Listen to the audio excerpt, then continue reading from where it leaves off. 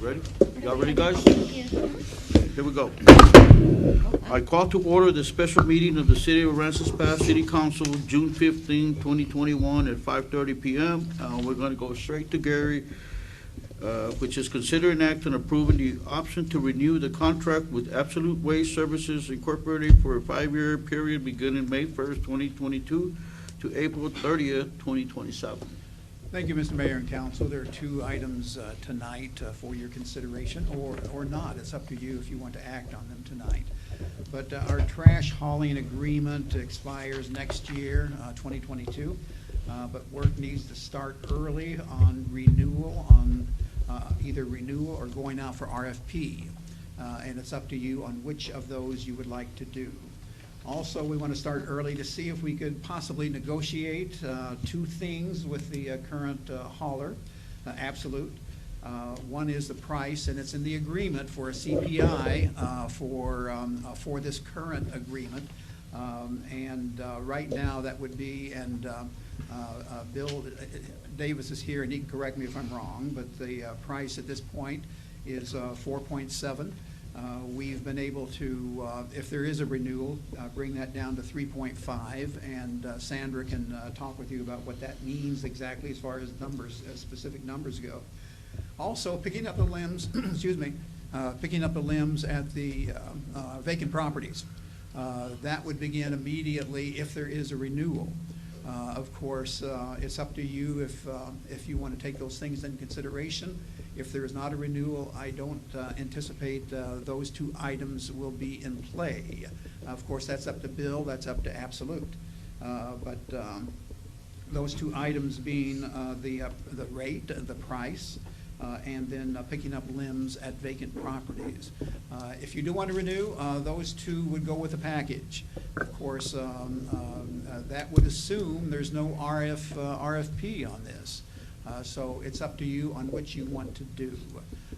With that said, and I believe we'll be hearing something from Sandra, the finance director, as well as Bill with Absolute, and I believe also another company is here who would like to say a few words also, a company that we used to have prior to Absolute.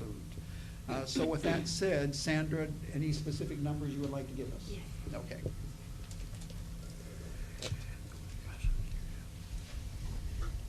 Good evening, everyone. I do apologize. I did pass out really quickly right before the meeting a corrected memo as to what the CPI would look like. This is for the item that precedes this, but it's important in your decision-making process for this item, like Mr. Edwards stated. If we go ahead and do the one option for 5 years to renew without going out for bids, Mr. Davis has agreed to go ahead and immediately start picking up on brush and bulky on vacant lots. He has agreed to go ahead and reduce the CPI index, the CPI percent increase from 4.70%, which would be a 75-cent increase to our customers, to a 3.5 increase, which would still be an increase, but it would be an increase of 56 cents to our customers. And like Mr. Edwards said, vacant lot pickup would start immediately. He's also willing to offer the services of brush and bulky pickup to commercial customers that are willing to get that service from him. Right now, we do not offer brush and bulky pickup to commercial customers at all, and it would be on a volunteer basis for those customers. I'm assuming we get more complaints from apartment complexes than anything, that they need somebody to pick up the bulky items, and that would be at a very minimal cost to the customer of about $14 a month on their bill once they sign up for that service. I don't know, Bill, do you have anything else you'd like to add? No? If I could just speak for a minute. Yes, of course. Can we add that same thing for residential? Which one? We already have bulky The one and to where the bulk pickup, or it's already included, sir. Residential is already included, but I know we had issues with the vacant lots.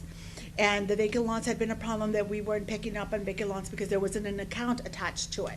So he's willing to do that free of charge if his contract is renewed for an additional 5 years.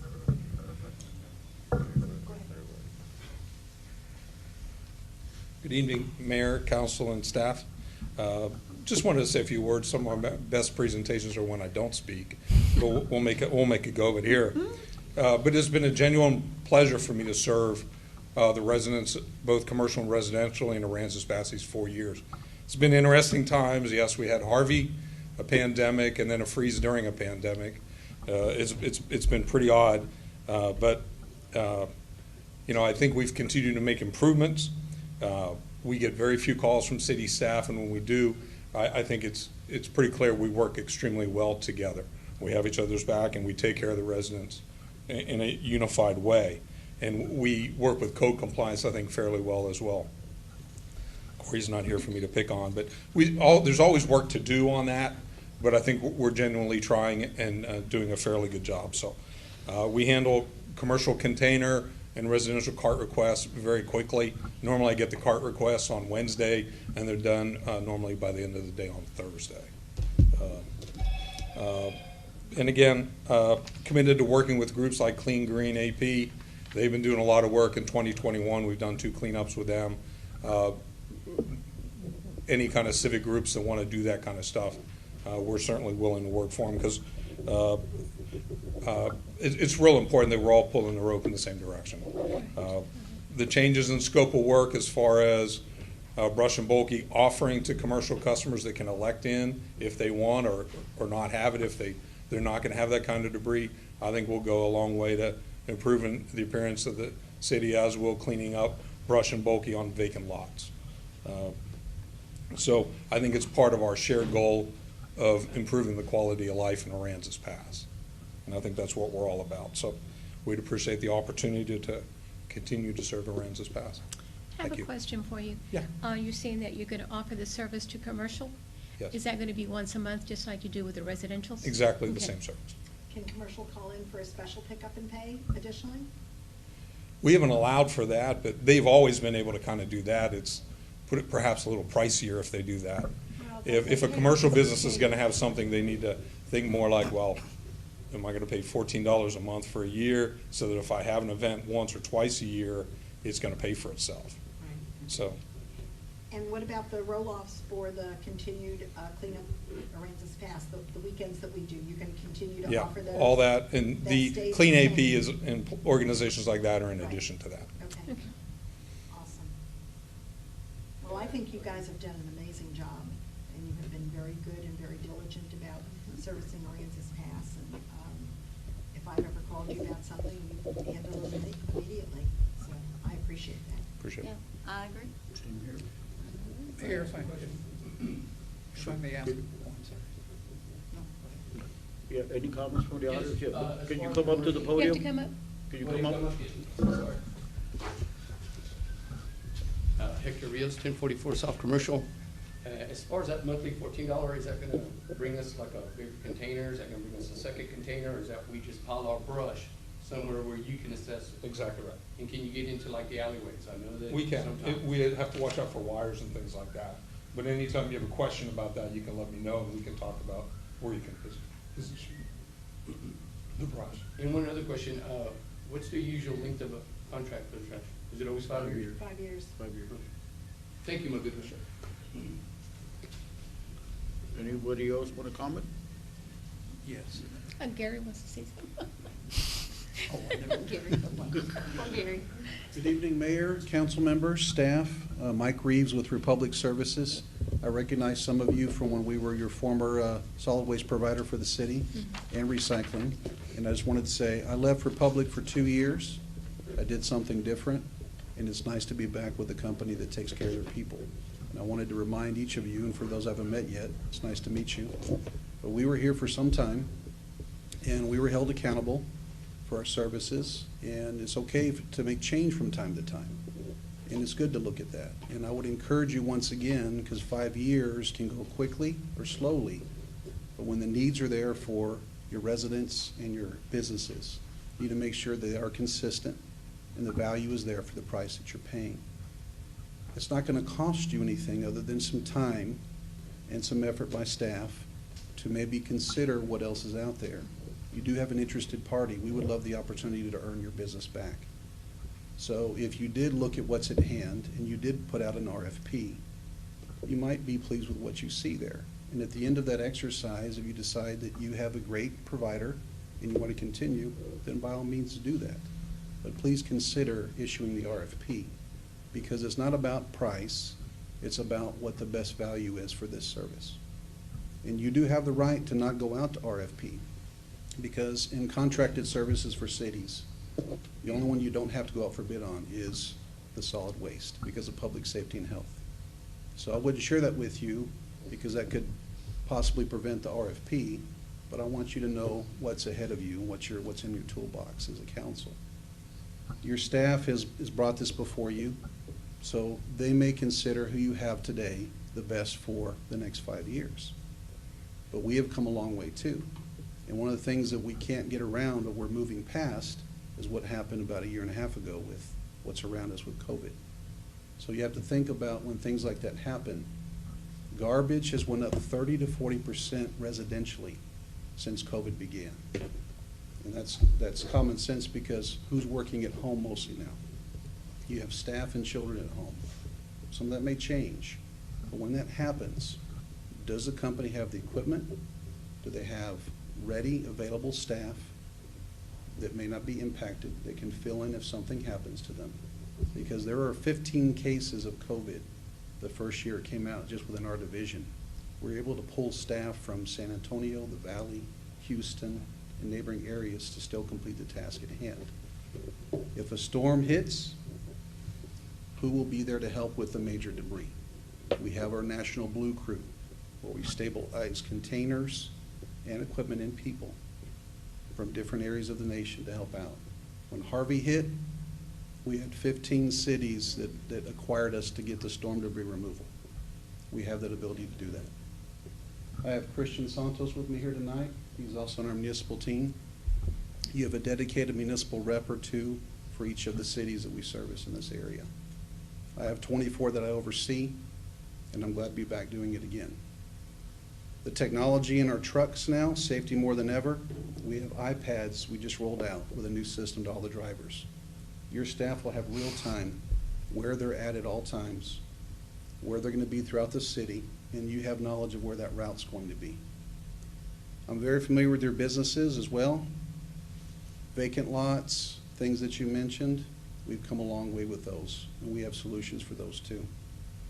But on things like brush and bulk debris, we try to keep it simple now.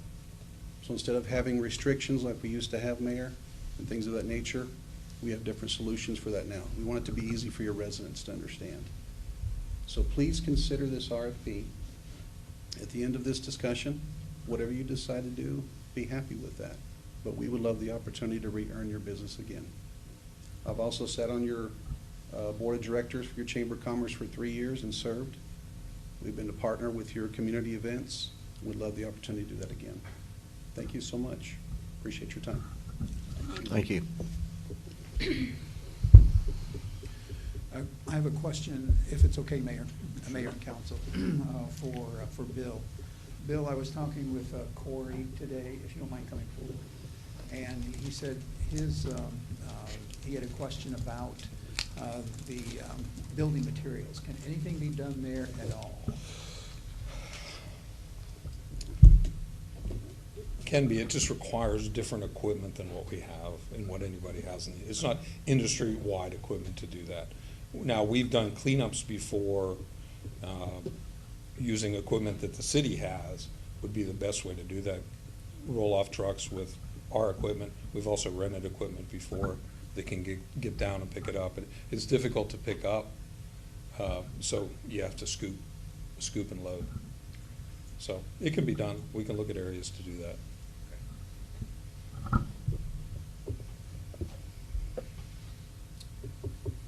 Any other questions? I have one. You Sure. wanna come up? I heard. The few things that you're saying that you're gonna implement to make the pickup for the residents easier, what exactly are you talking about? You know, we still have to separate, bulk from, like limbs and things like that. So what are you saying that's gonna make it easier for the residents to get stuff out? Well, the first thing to do is remove any restrictions like we used to have, like the maximum of 6 cubic yards or one big Jetta, for example, each month per set out.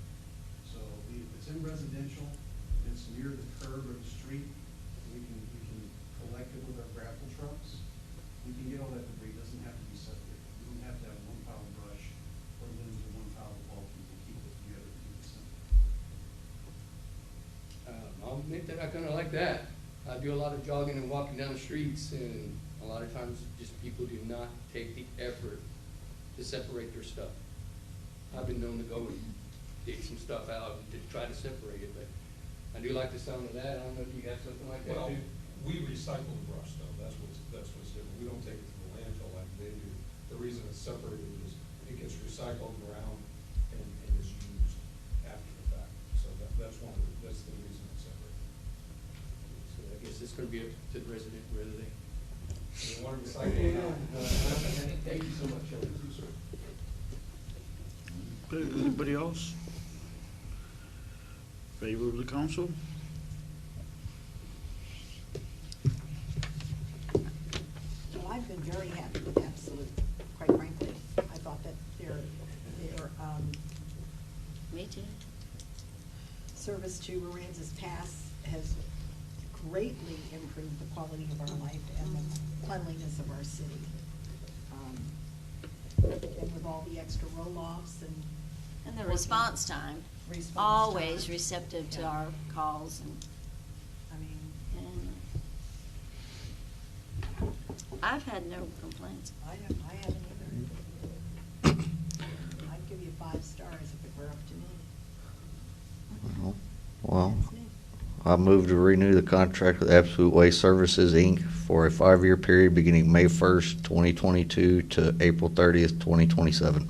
I'll second. All in favor? Aye. Okay, we're gonna go to consider an act on approving the increase in solid waste collection and disposal rates per the contract with Absolute Waste Collections and Disposal Services. So this is gonna be a pass-through cost to our customers. Since we went ahead and renewed the contract, it's gonna be a pass-through cost of 56 cents on their monthly bill, starting, this month. So it'll be going up in their next bill cycle.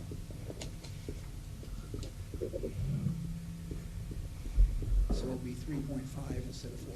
Yes, it'll be an increase of 3.5%, which is a total of 56 cents instead of 75 cents at 4.70%. So that's what the council needs to approve. I make a motion we approve the increase in solid waste collection and disposable rates per the contract with Absolute Waste Collection and Disposable Service for the 3-point CPI increase of 3.50% or 56 cents before taxes to customers. I'll second. All in favor? Aye. Okay, now we're gonna go to discussion items, which is the utility rate study presented by Chris Eckrat. Yes. If I may do an, New generation strategies and solutions. if I may do an introduction, Chris, and then we'll turn it over to you. The city went out for RFQs for a rate study. It's been years since we had a updated rate study, years. And new gen strategies was selected by our selection committee. And we looked at the rates for the original city limits and rates related to the newly annexed areas after water and sewer lines were installed. In the case of the newly annexed areas, Chris is working with city staff. There's still some loose ends on that, still working on that. Plus, because it's annexation, there may be a need to go to closed session on annexation issues at the first meeting or two on that particular issue. Don't know yet, still working on that. So because of that, we're going to concentrate on the rate within the original city limits, and we'll be coming back to you with the rates for the newly annexed area after those 2 areas are cleared up I just referred to. So, Chris Eckrat is with New Gen Strategies, and they've been very helpful to us as far as putting numbers together. And he has a PowerPoint for you, and I'm going to turn it over to you, Chris, to introduce yourself and move forward with the PowerPoint. Thank you so much, Gary. Just want to confirm, can everybody hear me okay? And can you see the PowerPoint on the screen? Is everything working? Yes. Yes. Yes. All right, very good. Well, again, Chris Eckert with Nugent Strategies and Solutions. It's a pleasure to be with you tonight, even though it is virtually. I do very much appreciate your ability to accommodate me virtually this evening.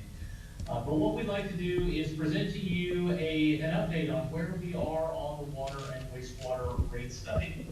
Now, as we move through this presentation tonight, I do want to ask you to do one thing for me.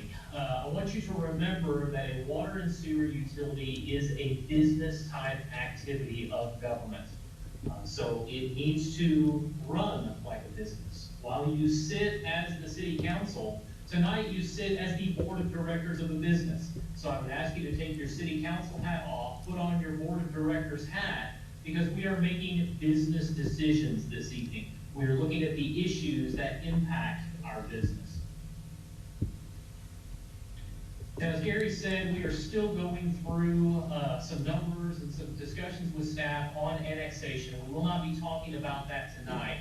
We are working through that. We will be going through that analysis. But tonight, all the numbers you're looking at really have to do with the existing service area, the existing customers. We're not looking at the impact of annexation this evening. So general issues, as we look at our business, what is going on? What do we see with our business? As we project out into the future, we're going to show you some charts and graphs that lay this out here shortly. Right now, we are projected to have a slight insufficiency in our revenue stream. Basically, our cost is projected to exceed our revenues on a going forward basis.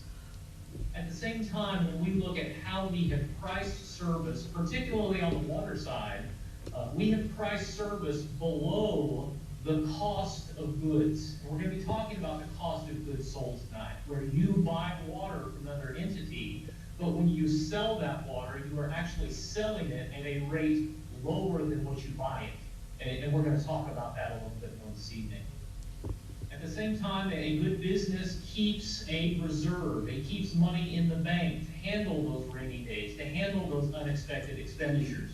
And when we look at your reserves right now, we're estimating that if things continue as we see they are right now, our days cash on hand, our reserve account will be very, very low, potentially by the end of next year, if we do not take some action on our pricing and adjust our rates.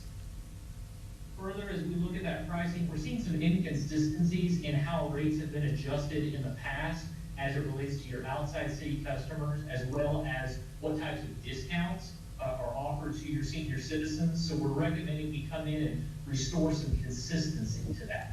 So again, we're going to talk about all of these issues this evening as we go through this presentation. So as I said, right now, just under the projections that we prepared today, we're estimating that our expenses are going to exceed our revenues on a going forward basis. What you see on the screen here, I'm going to focus on the right-hand side. That bar there represents your projected expenses. That's your operations and maintenance of your system. It's your cash capital. It's the debt needed to make capital improvements. The line that you see going across, that's our projected revenues. And while from a graphical basis, there's not much of a difference, you can see on the left-hand side, we are projecting some insufficiency. So to maintain a good business, our revenues must match or exceed our expenses. And so this is the first issue that we're concerned with that tells us some type of rate adjustment may be needed. Another area of good business practice, we have financial metrics that we track. And when we're dealing with a business run by government, we look at two specific metrics. One is what's called debt service coverage. Debt service coverage is a ratio that looks at our ability to pay our debt. Are we generating sufficient cash to meet the promises we have made to bondholders? On the left-hand side of the screen, you see those red bars. We want that red bar to at minimum, hit the blue line. The blue line is our debt service coverage. That's what we have to pay on our debt year to year. You can see if we don't adjust our pricing, we're going to be slightly below that line. We do improve in the longer term just based on some capital funding, But again, that's a near-term concern for us. We want to make sure we can pay that debt. On the right-hand side, this is where we start to look at our reserves. We want to make sure that we have money in the bank, that we have money there for when unexpected expenses come in, when it rains and we don't sell water like we are anticipating. That red line is really where we want to hit, but that blue line is where we're projected to be if we do not take action on our rates. So we're very concerned about the reserve position. There's lots of reasons why our reserve position is what it is today. We've been through a number of events that have already been discussed with you tonight. But again, we're in that position, we need to build that reserve fund back up. So I do want to talk about, as you think about utilities are capital intensive and we need to reinvest in our business. We have pipes, we have pumps, we have plants. We need to maintain them, we need to replace them. And so we always look at the capital funding plan. What kind of expenditures are we going to have to reinvest in our system? And right now, with the projections that we put together and we're showing you tonight, what you see on the screen is that capital funding plan. Most of your capital funding plan right now is going to be coming from grants. You see on the water side, the wastewater side, in total about $5.8 million. We do have some cash coming from rates in future years that will fund capital. But again, this is just simply to emphasize, we want to make sure as a business we're reinvesting in that business. So that being said, I want to dive down and look a little bit at what we're recommending as far as your water rates. So again, we've talked about, we want to target a better reserve position. It's our recommendation that you don't get there immediately. You phase into this over time, but you build back up to maintain 60 days cash on hand by 2025. As we look at the volumetric cost for water, we want to target a certain level on that volumetric tier, and we're going to go through that here in just a second. We're also wanting to be more consistent in how we're charging our outside city customers. When you look at our outside city customers, they pay more than our inside city customers. That's a common practice. There's a greater risk to the city of serving outside city customers. But as we look at that differential, it's inconsistent. In some cases, it's as high as 1.2 for certain rates. Others, it's lower than that. It's closer to 1. You have some, it's just kind of all over the board. So we want to come in and standardize that. At the same time, you give a discounted rate to seniors. And again, as we look at how rate adjustments have been done in the past, that senior discount based on individual rate components is inconsistent. We're recommending that those senior rates be set at 80% of the residential level. As part of our work, we do go in and look at how you're generating revenue. You're going to see here in just a second, as we look at your rates, your rate structure has a fixed component and a variable component. You're generating approximately 30% of your revenue right now in the fixed charge, which is a fantastic level. We want to see that. And so we're recommending that you maintain your revenue mix. And again, all the rate adjustments we're going to show you tonight, or at least the first ones, we're recommending be effective January of next year. But before we get into these rates, I want to visit with you about that Tier 1 volumetric rate, the idea of the effective cost of water right there. So you purchase wholesale water from another entity. And on the screen right now, you see what that price is. Now, we've projected that price out into the future based on what we know, based on our estimates of what that increase is going to be. But looking at 2022, we're projecting that wholesale rate to be $3.37 per 1,000 gallons. That's what you buy water at. But I want to remind you that you buy more water than you sell because we lose some water. When you think about a water system, it's pressurized. Water is going to follow the path of least resistance. There are going to be breaks. There are going to be leaks in the system. There's going to be water that gets used that is not necessarily accounted for. And so you, as a business, have to buy more product than you sell to your customers. We call that water loss. As we look historically at the city system, you're losing approximately 21.5% of your water. and that is on the higher end. We like to see water loss just as an industry. We like to see that ratio closer to 15% or below. But again, every city is different, every system is different. There's any number of reasons for this. But as we run our business, it does make sense for us to reinvest in our system, recapitalize our system, so that we can keep this water loss percentage low. We want to keep that lower. We want to reduce the amount that we're buying from our wholesale provider, but ultimately not providing to our customers. But what this means for our pricing, I want to go back to that $3.37 per 1,000 gallons. While you're buying water at that level, after you take into account the impact of loss, you actually need to collect closer to $5 per 1,000 gallons from your customers to generate the same level of money to pay your wholesale provider. That's why water loss matters. If we can bring down that water loss amount, we can lower the effective cost of water. But as we look at that $5 there in 2022, I want to go in and look at what our current rates are right now. So in that current column, that's currently what you're charging your residential inside city customers for water. Again, we have a two-part charge. We got that minimum monthly fee, the fixed component. Every customer pays that based on their meter size every month, regardless of use. And then you have a three-tier volumetric system. The unit price increases with the more water you use. But at that 0 to 5,000 gallon level, you only charge $4.85 for a product that is actually costing you on an effective basis is costing you $5. So we are recommending, as we look at these increases, that 0 to 5,000 gallons, we're recommending changing that rate from $4.85 to $5, making commensurate increases there at the other tiers, and also there's a slight increase to our minimum monthly fee as well, so that we generate sufficient revenue, we meet our metrics.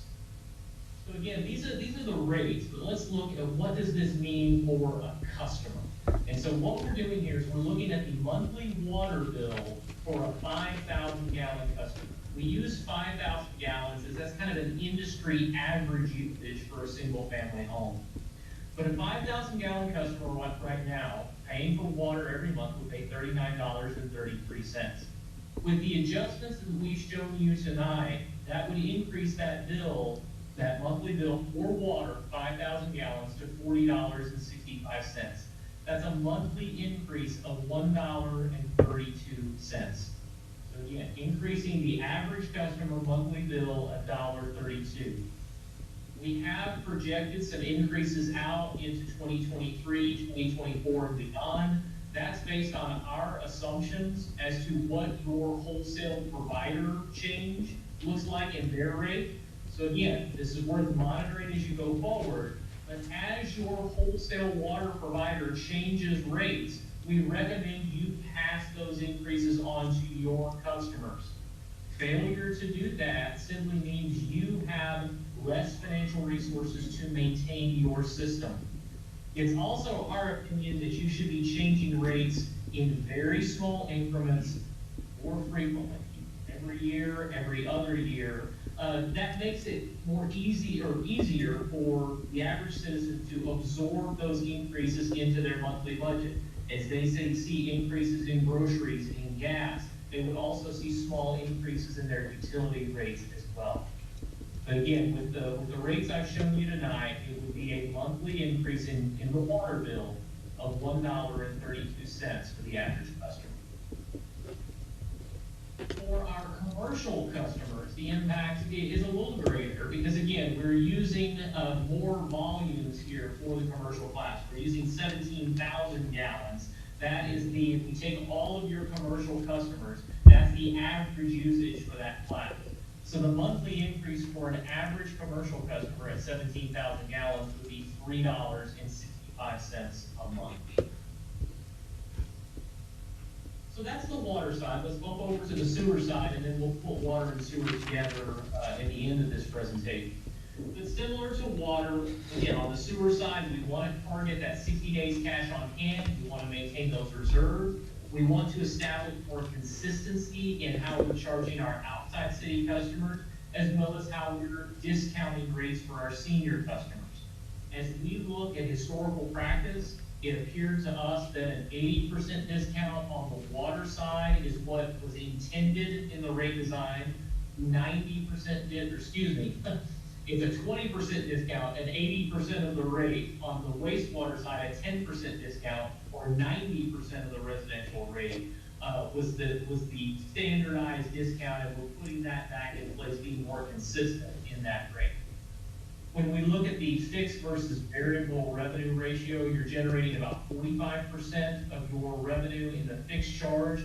Again, we like to see that. That's a healthy amount. That's a good amount to generate in the fixed charge. So we're maintaining that revenue mix in these adjustments going forward. So as we look at the sewer rate design, your sewer rate design is very similar to your water rate design. We don't have the same concern about wholesale pricing necessarily. So what we're doing is we're just adjusting these rates, maintaining that revenue mix, and trying to be consistent with what you're doing at this time. And so you see what those projected rates look like. I do want to point out that we have an increase we're recommending for 2022, but as we look at 23 and beyond, we're not estimating at this time that you would need an additional adjustment beyond 2022. That can change as we look at pricing. Pricing is really, this is something we should look at on an annual basis. We should always be looking at the financial performance of our utility and make adjustments as needed. Even though we're not projecting a need right now, there may be a need in the future.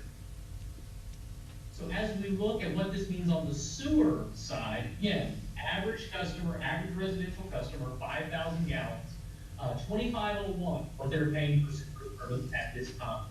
With the rates that I've shown you tonight, that would increase that sewer bill to 27.6.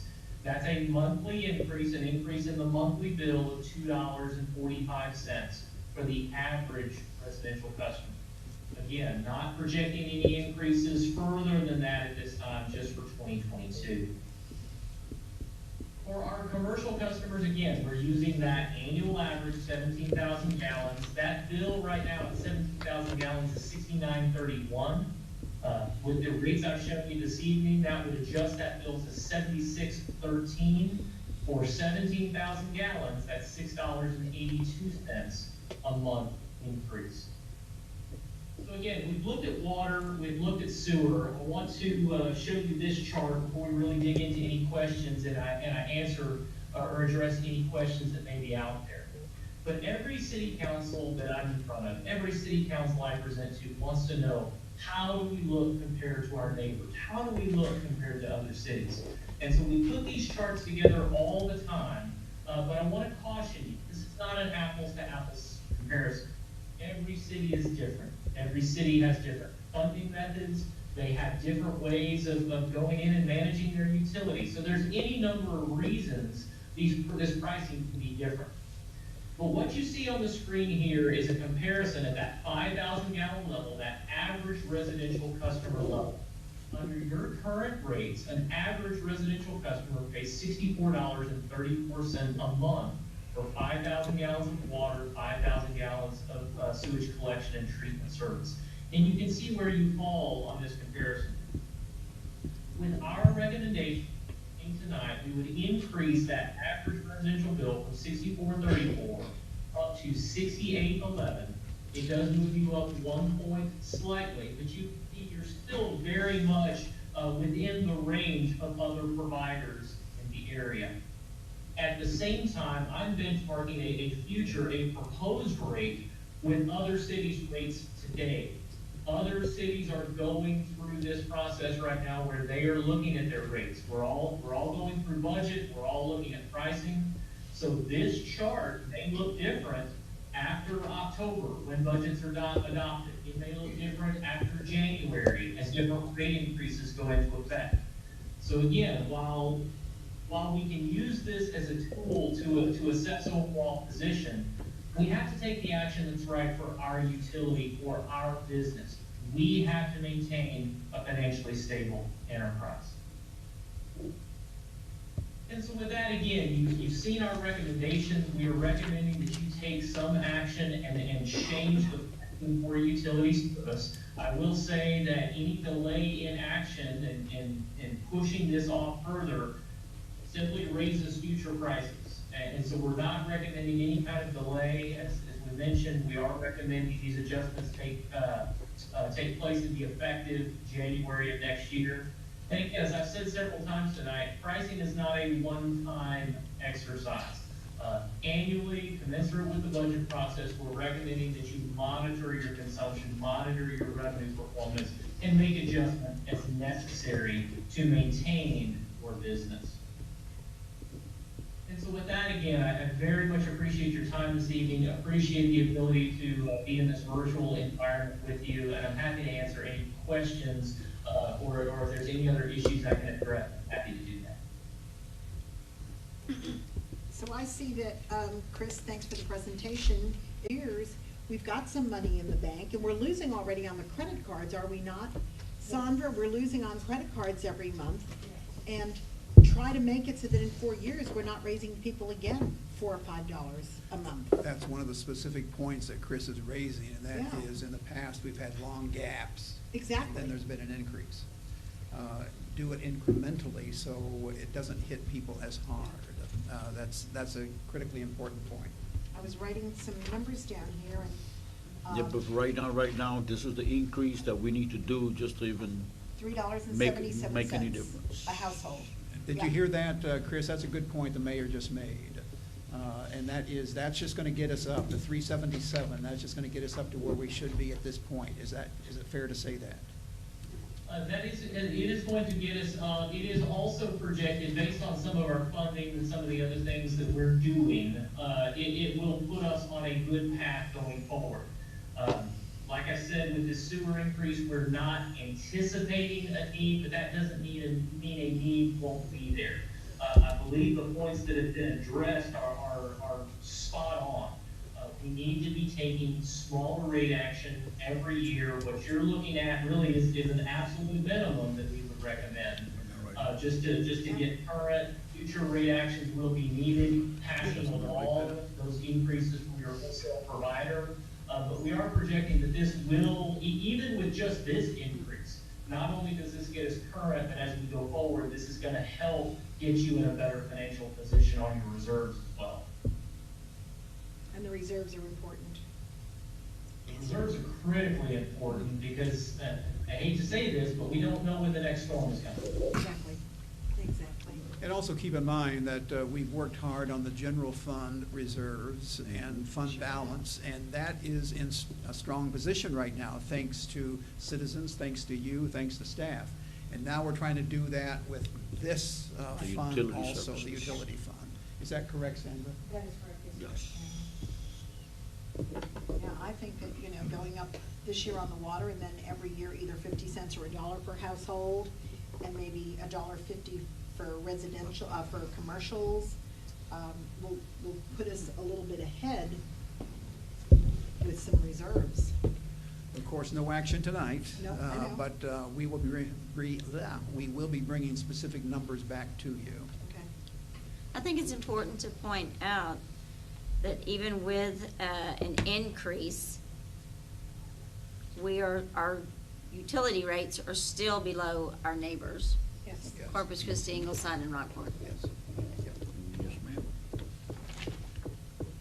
And I know some of the things, without being where we need to be, we're not able to make the improvements and repairs that we need because we don't have the reserve.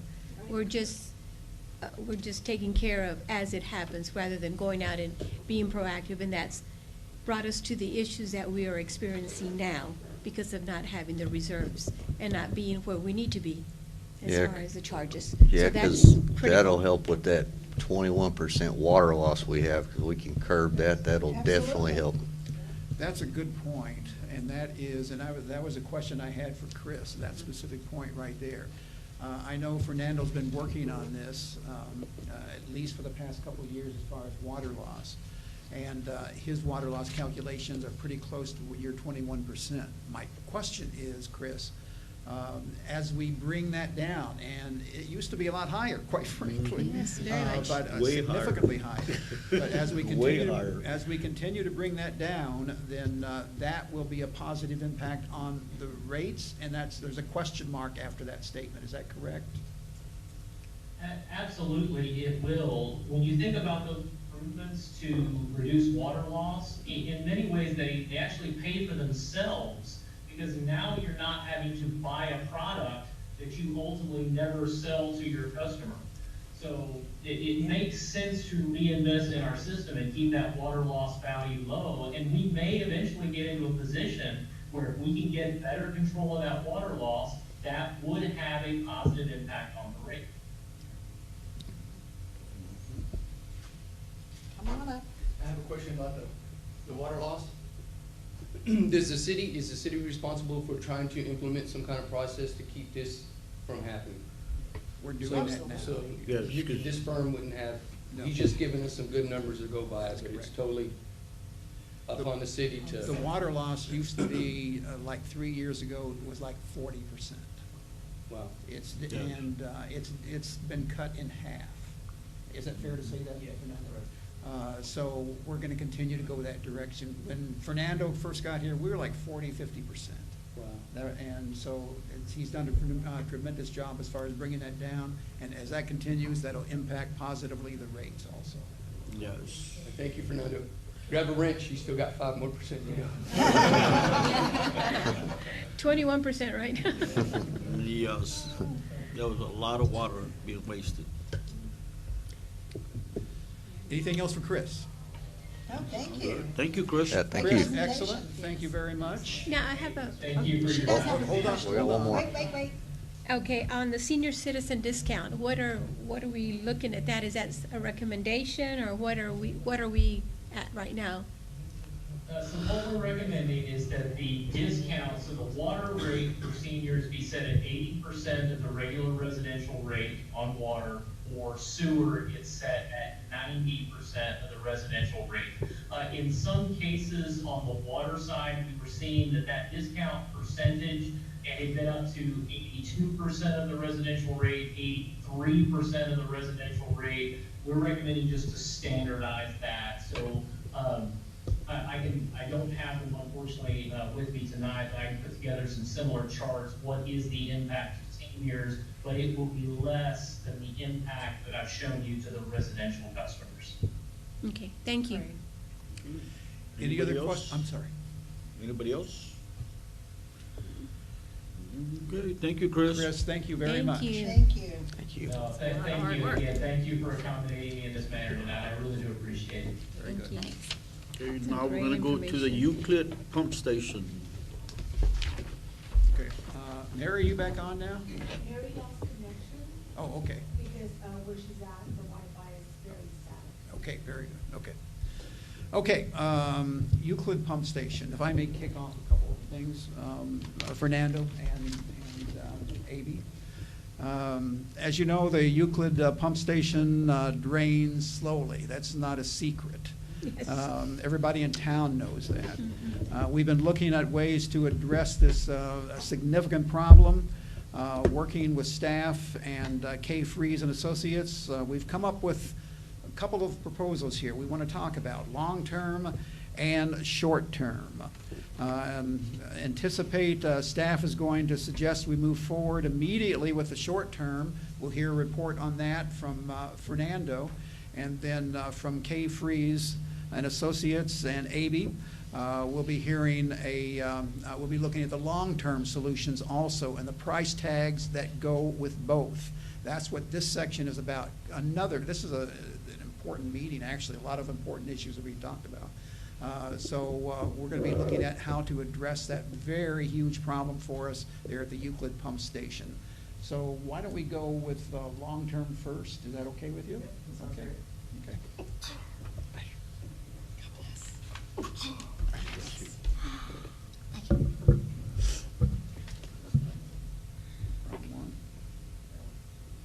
Okay. Okay. Well, good evening, Council. My name is A.B. Salinas with K. Freeze and Associates, and my colleague here, Sheldon Buck, is here to talk a little bit more about the the pump station itself, and kind of some of the planned improvements. So what we'll start with doing is providing an overview of the function and importance of the pump station, where it is currently, some of the issues that we're seeing with it, some of the previous work that's been done with respect to the drainage study, and then we'll get into some more details about the specifics of kind of where we are and where we think we need to go. So to begin with, can you go back once? There we go. What we have here is a couple of pictures of the flooding that occurs in this area. I think all of you are familiar with it, and it seems that it occurs every year. Historically, there was a seawall or a berm that's built around it. That pump station was built to serve to drain that interior area. I think historically, it was always undersized, and as the city continues to develop, the stress on the system increases. But it's also aged, and so the importance of this area is, looking at that flooding and kind of what we're talking about is we estimated somewhere about 147 residential properties, 41 commercial developments. Some were in the ballpark of an improvement value of $20.8 million. Not getting too caught up in the numbers, but to say that it does provide a very important benefit to the community. There's a lot of high repetitive loss that's occurring here, and so the objective is to see what we can do in the short term to alleviate some of that, and then long term, let's think about what really needs to be done. Next slide, please. Okay. I'll start with the bottom picture, and I'm not going to get into the specifics of what each of these things that you're looking at. Sheldon is going to go ahead and talk a little bit more about that specifically, but inside that pump station, there's 3 pumps. 2 of them are electric pumps, and then one of it is served by a diesel engine. So there are some reliability issues of being able to maintain power during a storm event or a hurricane. So if you lose electric power, then you're relying only on the diesel engine, and that diesel tank needs to stay full. So if there's issues with accessing the pump station during a storm, that could become an issue. We've talked a little bit about the pump station itself being undersized to begin with, and so even if it's operating at 100%, there's still additional need that needs to be taken care of. But in its present condition, 2 of those 3 pumps are, I think, regarded to be out of service, and so we're operating on a pretty reduced capacity. So in that top right picture, what you see are some mobile pump stations that the city has either rented out or purchased, and that's kind of the system that we've been operating in. Also, you can see in that picture is, you've got a metal building, and we'll talk a little bit about that in the next slide, and then over the years, kind of what's happening is, we just got some conditions that we need to take care of. So right now, most recently, this past year, we had some embankment failures, which have collapsed the discharge lines that come from the pump station. So those are all critical things that we need to do now, and then we need to think about what do we need to do moving forward, because it's going to take some time to design it, to order the pumps, and get it built. So early last year, there was the completion of a citywide drainage study, and in that study, they looked at different projects throughout the city. The Euclid pump station was one of those that was evaluated and was ranked as a number 2 critical project for the city. So with respect to all the other needs in the city, this is definitely right there at the top. We talked a little bit about the pump house, and if you saw in that picture, it's a metal building, and there's 2 other pump stations in the city. If we remember the past hurricane with Hurricane Harvey, some of the roof or the structure itself was blown out, and normally you want something that's a little bit more resilient to withstand those wind loads. So when we're talking about in the future that long-term solution, I think we have a more resilient structure that we would work with. But that's kind of what we have right now. That pump house itself is also pretty small, and so to go in there and access and service the pumps, it's really cumbersome. And so as we talk about upgrades for the future, we would want a facility where there's hatches on the roof, and you can take out the pumps and get them serviced. to get into the wet well, which is underneath that structure, which is where the pumps are sucking that water out of, is hard to maintain as well. So there's a lot of challenges with the present configuration, but it's what we have, and I think it's very important that what we do right now is get the most life out of it that we can, and then start planning for those long-term those solutions.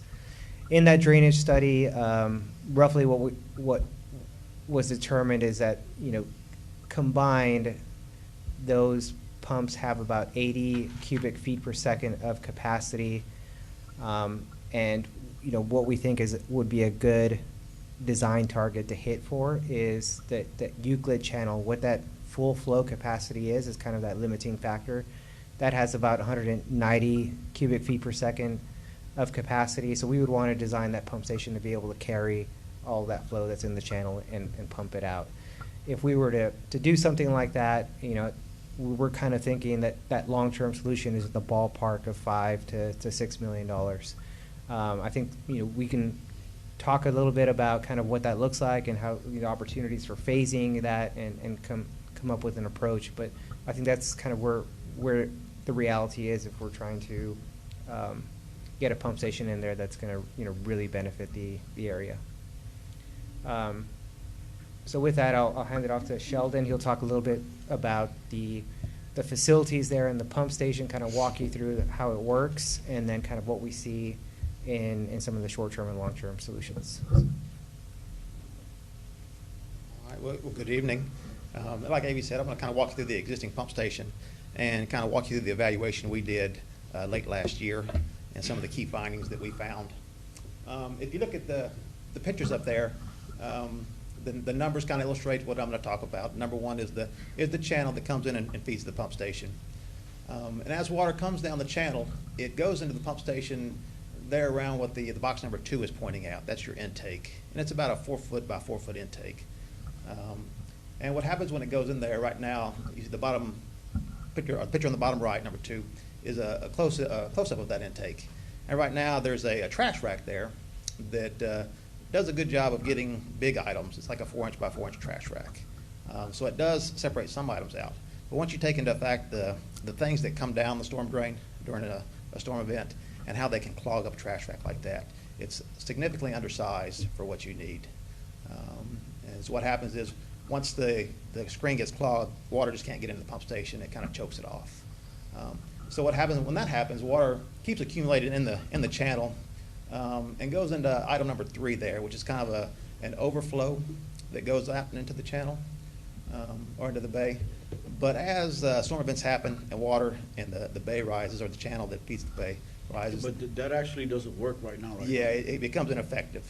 And that's part of the problem with the thing that Avi mentioned about the cave-ins there at the berm. So yeah, that's not a very effective solution right now, or effective actions. Okay, go to the next slide. And inside there, Avi mentioned you'll have 3 pumps. So the big pump, pump number 1, is the electric pump. It's your big pumper.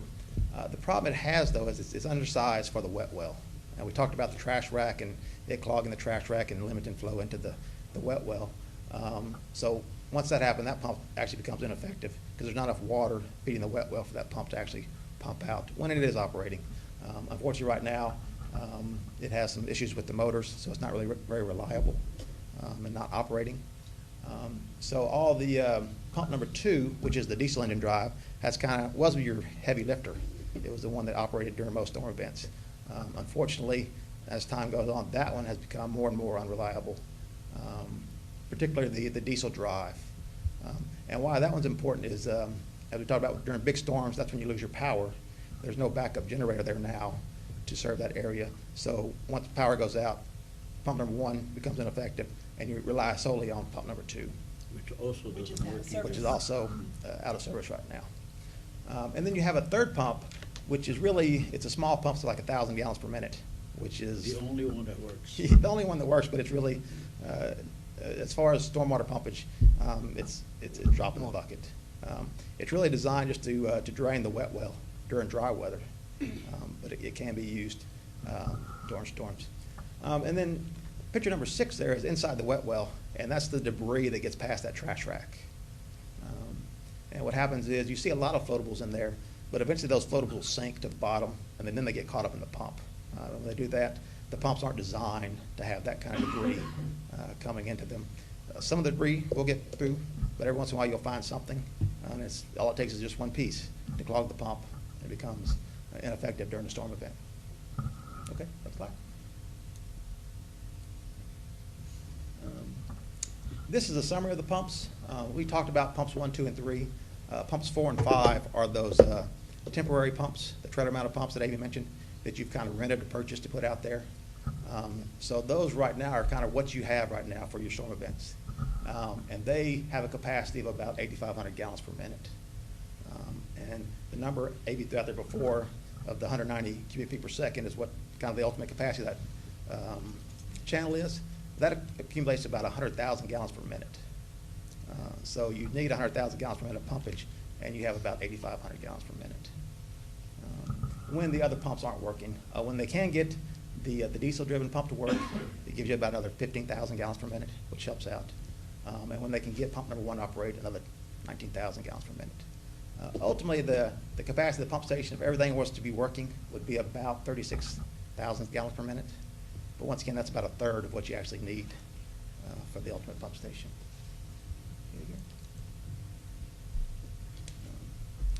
So we did a evaluation for you to kind of, see what the cost would be to get your existing pump station at least up to our fully operating condition.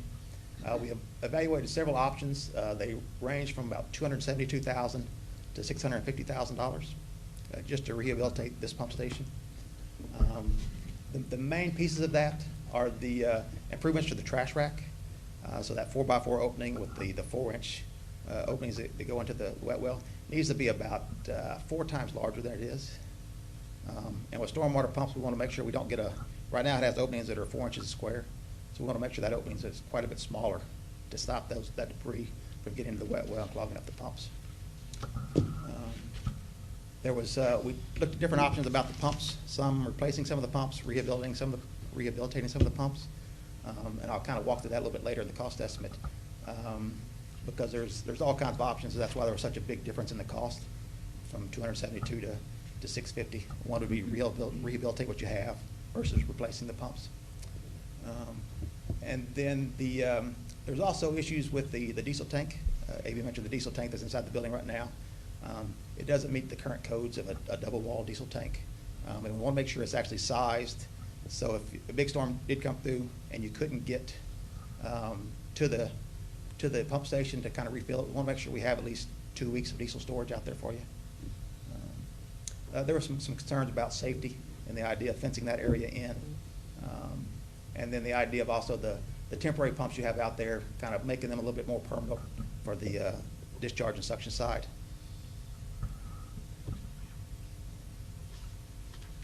So ultimately, we came back with a recommendation to the city of about a project that was about $272,000. And what that included was the fence around the property, the larger trash rack, cleaning out the wet well to get rid of all the debris that's in there now. For pump number 1, at the time it was operating, but we recommended that you kind of change your operating strategy on that pump to make sure it only operated during high levels in the wet well to avoid it from kind of cavitating during low wet well levels.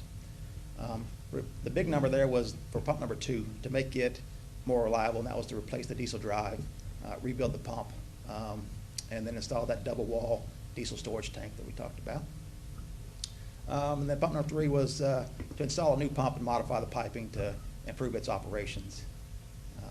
And then the last item was to connect the suction and discharge piping. But ultimately, staff had come back and said, it doesn't make sense to spend $51,000 for pump number 3 for only 1,000 gallons per minute of flow.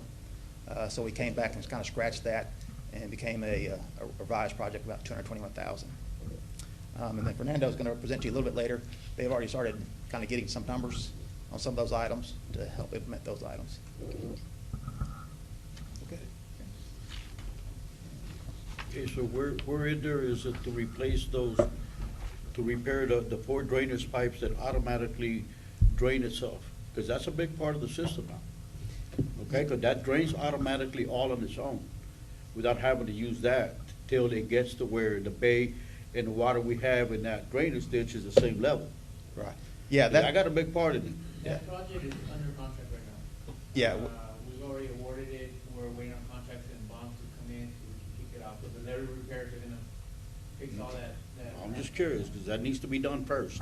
Yep, yes, sir. That's already been awarded, we're just, waiting on the contract with bond, insurance, and permission so we can execute it. Okay, because I didn't see it in the one before that. No, that's, because it's separate from this. yeah, we did that as a separate design, late last year. So that project's already be in construction soon. Because I really think that system really fails because it's never been kept up. Yeah.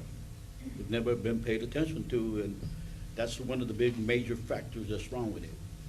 Yes, absolutely. And that we have no debris catcher whatsoever at a distance away from it, that it's a lot easier for that water to come over it. Yes, sir. As far as that diesel drive, is that replacing it with another John Deere, or could we, John Deere, a John Deere? Gates, I think that's the one they're looking at. I'd like to see what the price would be with a Cummins, because after it's out of warranty, software for a Cummins, you can find about 1 million times easier than John Deere, because you gotta have a license for John Deere software. And you're talking about $120 service charge, wherein we could have somebody, you train somebody in 2 days how to use software for Cummins, and that'd save a ton of money on service calls. Yeah, there are a lot of options out there. Yeah. John Deere, we put a lot of Cummins in there. They're a little bit pricier up front, but it can pay for itself after a few service calls. Yeah. But I'll let Fernando kind of talk about that, where he's at with those. Okay. But, what we gave a recommendation to the staff was to go ahead and implement the rehabilitation of the pump station now. That gives you, that's probably a 6 to 12 month timeline just to kind of get all of that finished up. But at the same time, start your planning and design of the ultimate pump station you need out there, which is probably a 36-month project to get that actually implemented. It's probably a 12 to 14-month engineering design evaluation phase, 2 to 3 months for bidding, and 15 to 18 months for construction. And what that looks like is as A.B. kind of mentioned, is a pump station that's really fortified for storm events, with the idea of a structure that can handle a Cat 4, Cat 5 hurricane.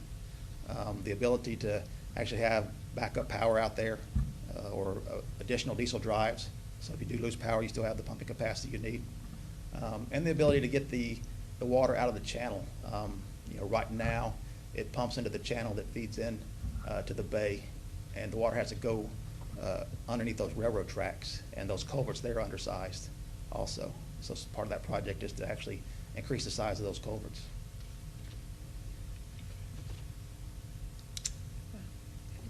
And unfortunately, when it comes to storm and pump stations, kind of no storms are created equal. You have one day that kind of a Hurricane Harvey, we hope is a once in a lifetime event, but you just unfortunately never know. Yeah, but when you get a storm, you're just better off just shutting down the pumps till the storm's over, and then you come back when the water goes down, and you get the right time to start the pumps to be able to pump it out. Yeah. Because other than that, you're spinning your wheels as far as that's concerned. Myron? You want to ask a question? Sure. Myron Schrader, 246 East Stoddard. The question I have is the culverts that go underneath from the channel into the bay, what's the design flow rate of those? Because the reason I'm asking,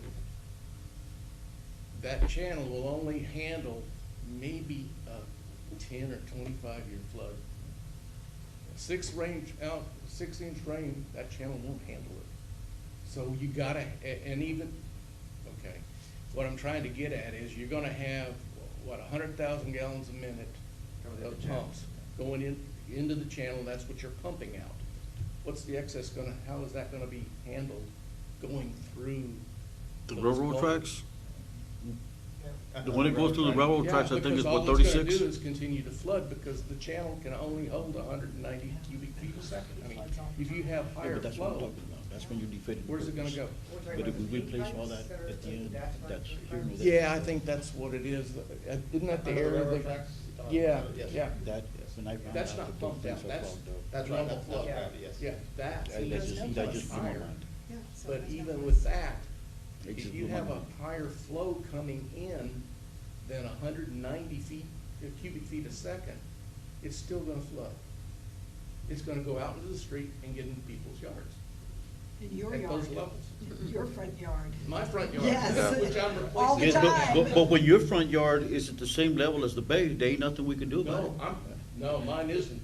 But I know, but if those 4 drainage pipes that we have there Oh, that are that's- clogged up, that's if they true. would be open, That's true. that would always maintain that same level.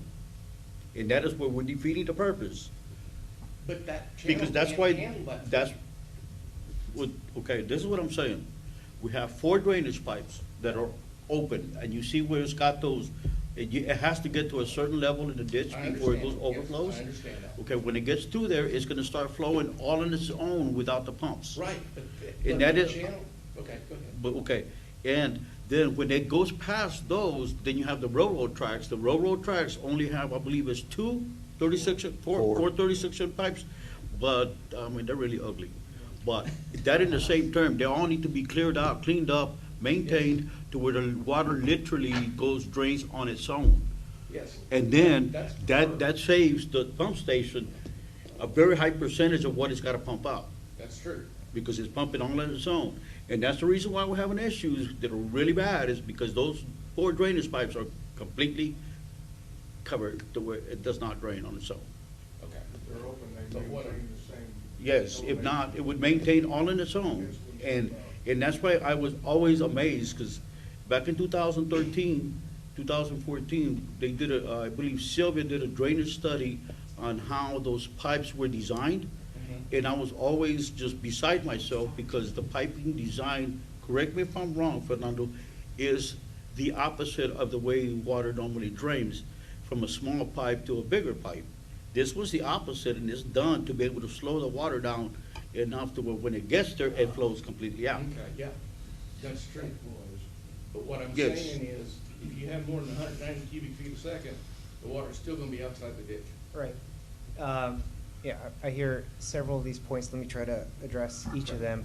To the point of the 4 pink lines, which are the discharge pipes from the channel, at the end of them is a flap gate, so it's supposed to prevent The ones from that don't work. reverse flow coming back into the channel. So in a hurricane scenario where you have storm surge and rising tides that are above the flap gates, so stay shut and they prevent the water from going back in. And then that's where we need to rely on the pumps themselves to push that water out during an event. But if we're gonna go back to, again, if they're the same level on a storm, there ain't nothing you can do. I'm sorry.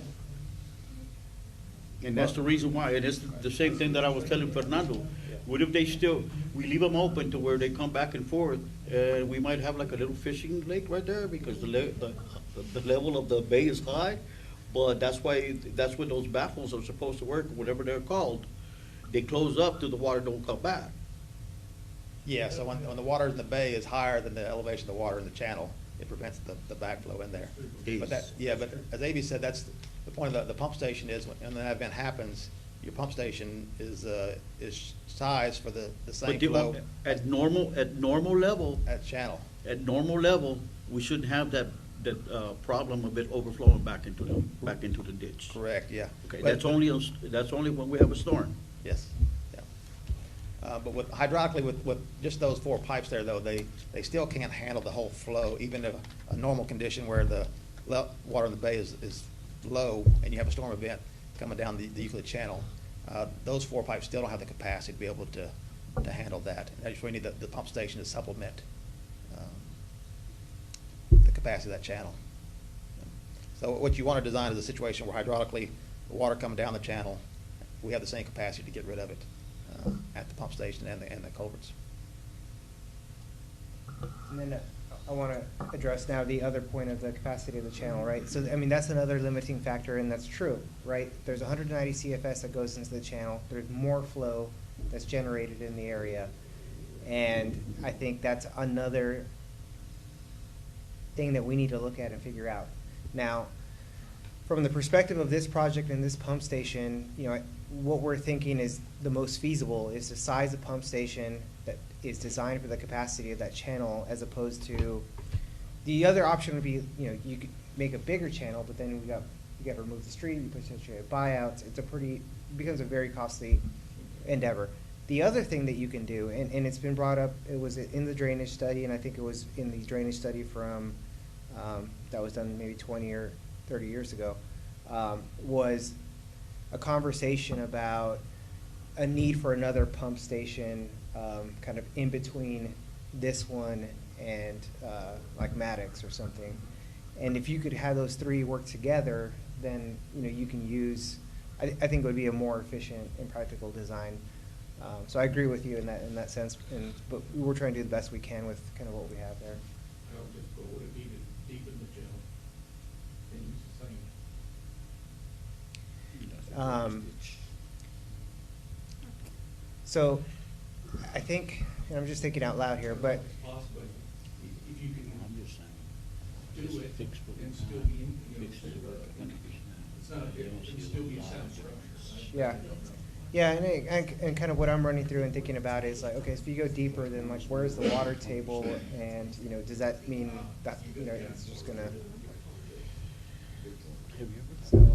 Yeah. And if we were to design a pump station now, you know, we would kind of take that into consideration in the future.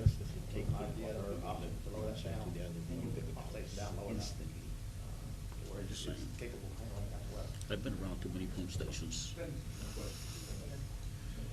Mr. Mayor and Council, unless we have some more to present on this Sure. particular issue. But what you've heard so far is the long-term, several $1 million to address that. What can be done right now? And that's what Fernando's going to talk about. And I'm going to ask Sandra, after he does that, to point out that we have the funding to do what Fernando is talking about right now. So let me pull yours up, Fernando, and then we can.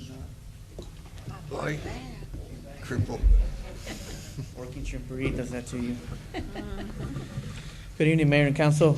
So here, you'll see what short-term repairs, they discussed this, so we kind of started looking into it. I know we met out there with the mayor, met with our electrician, our maintenance guy, with Gary. We've been out there a couple of times and looked at options and what we can do. I've had some vendors, pump manufacturers come out and look at our pumps and look at options, and I kind of summarized it and put it together to kind of show you where we're at and what it would take. As mentioned before, the levee repair stuff, it's already under contract. That will take care of those failing pipes and fixing up the berm there. So this is our next phase, which would be the pumps that are not working and that we're having issues with. So on the next slide, as you can see, the main issue, I mean, the big pump that we have there, the electrical motor is locked up, will now turn on. And that's the biggest pump we have there. Of course, the wet well has to be completely full and the ditch full in order for that pump to work. So we're looking at options for that. The diesel engine is not operational at this point. We started looking at that as well. And then the other one is running the hoses from the portable pumps over the levee, over the railroad tracks to get it out to the bay. It's becoming an issue. Hoses bust, they pop off, and they just cause more problems than anything. So we've been looking at all that stuff. So on the first one is our diesel pump. It's replacing that John Deere motor. We've already found a manufacturer that has the engine for that motor ready to go, brand new, for $16,000. It's located in Corpus, and it can be done within a week or so to be replaced. Now, doing that, that's our issue right now, is the engine that doesn't work. But while we're there, I got some quotes to go ahead and pull the pump, the drive, everything out, take it apart, look at it, make sure it's good. Because I don't want to put in a new motor and then we find out there's something going wrong with the pump and it ruins it again. So that cost, you're looking at $2,300. for just pulling it, inspecting it. If there's something wrong, they'll let us know, and then that will revisit at what that cost would be. But this way we'll know that once we put everything back, we know it's working and we're not gonna have any more issues. Cause that is the best pump we can have out there right now, since it can push quite a bit of water and maintain with the wet well we have. So, looking at that too, replacing the right angle gear on it while we're there, might as well replace it. I know we've had issues with it in the past, so that is another $7,000. What does that mean, the right angle gear? It's what gets because the engine comes down and then drops down at a 90 for the pump. Oh, okay. That is what we're looking at. Okay. And then, of course, getting the crane service, because as they mentioned right now, it's a aluminum building. We got to remove the roof, get a crane in there and remove the stuff. So I know as we look at future plans for the building, we need to have something in place that can. build it apart to be able to work. Yes, because right now we got to get guys up there, unscrew every single thing and take the panels off to replace that. So. And you better do it when the ground is dry. Yes. So right now for that, we're looking at about $27,900 to get that going. On the next one, since we're there and the pump is not working, or the motor's not working on the electrical, I asked them to give me a cost, and it's $1,000 to pull it and inspect it. Why not? $1,000 is not going to hurt us. They will let us know what it is. More than likely, what we're looking at is that the motor is locked. So that will give us a cost of what it would take to repair it. Now, knowing that pump is oversized for that wet well, and we can only use it when it's big, we looked at the option of putting a variable drive.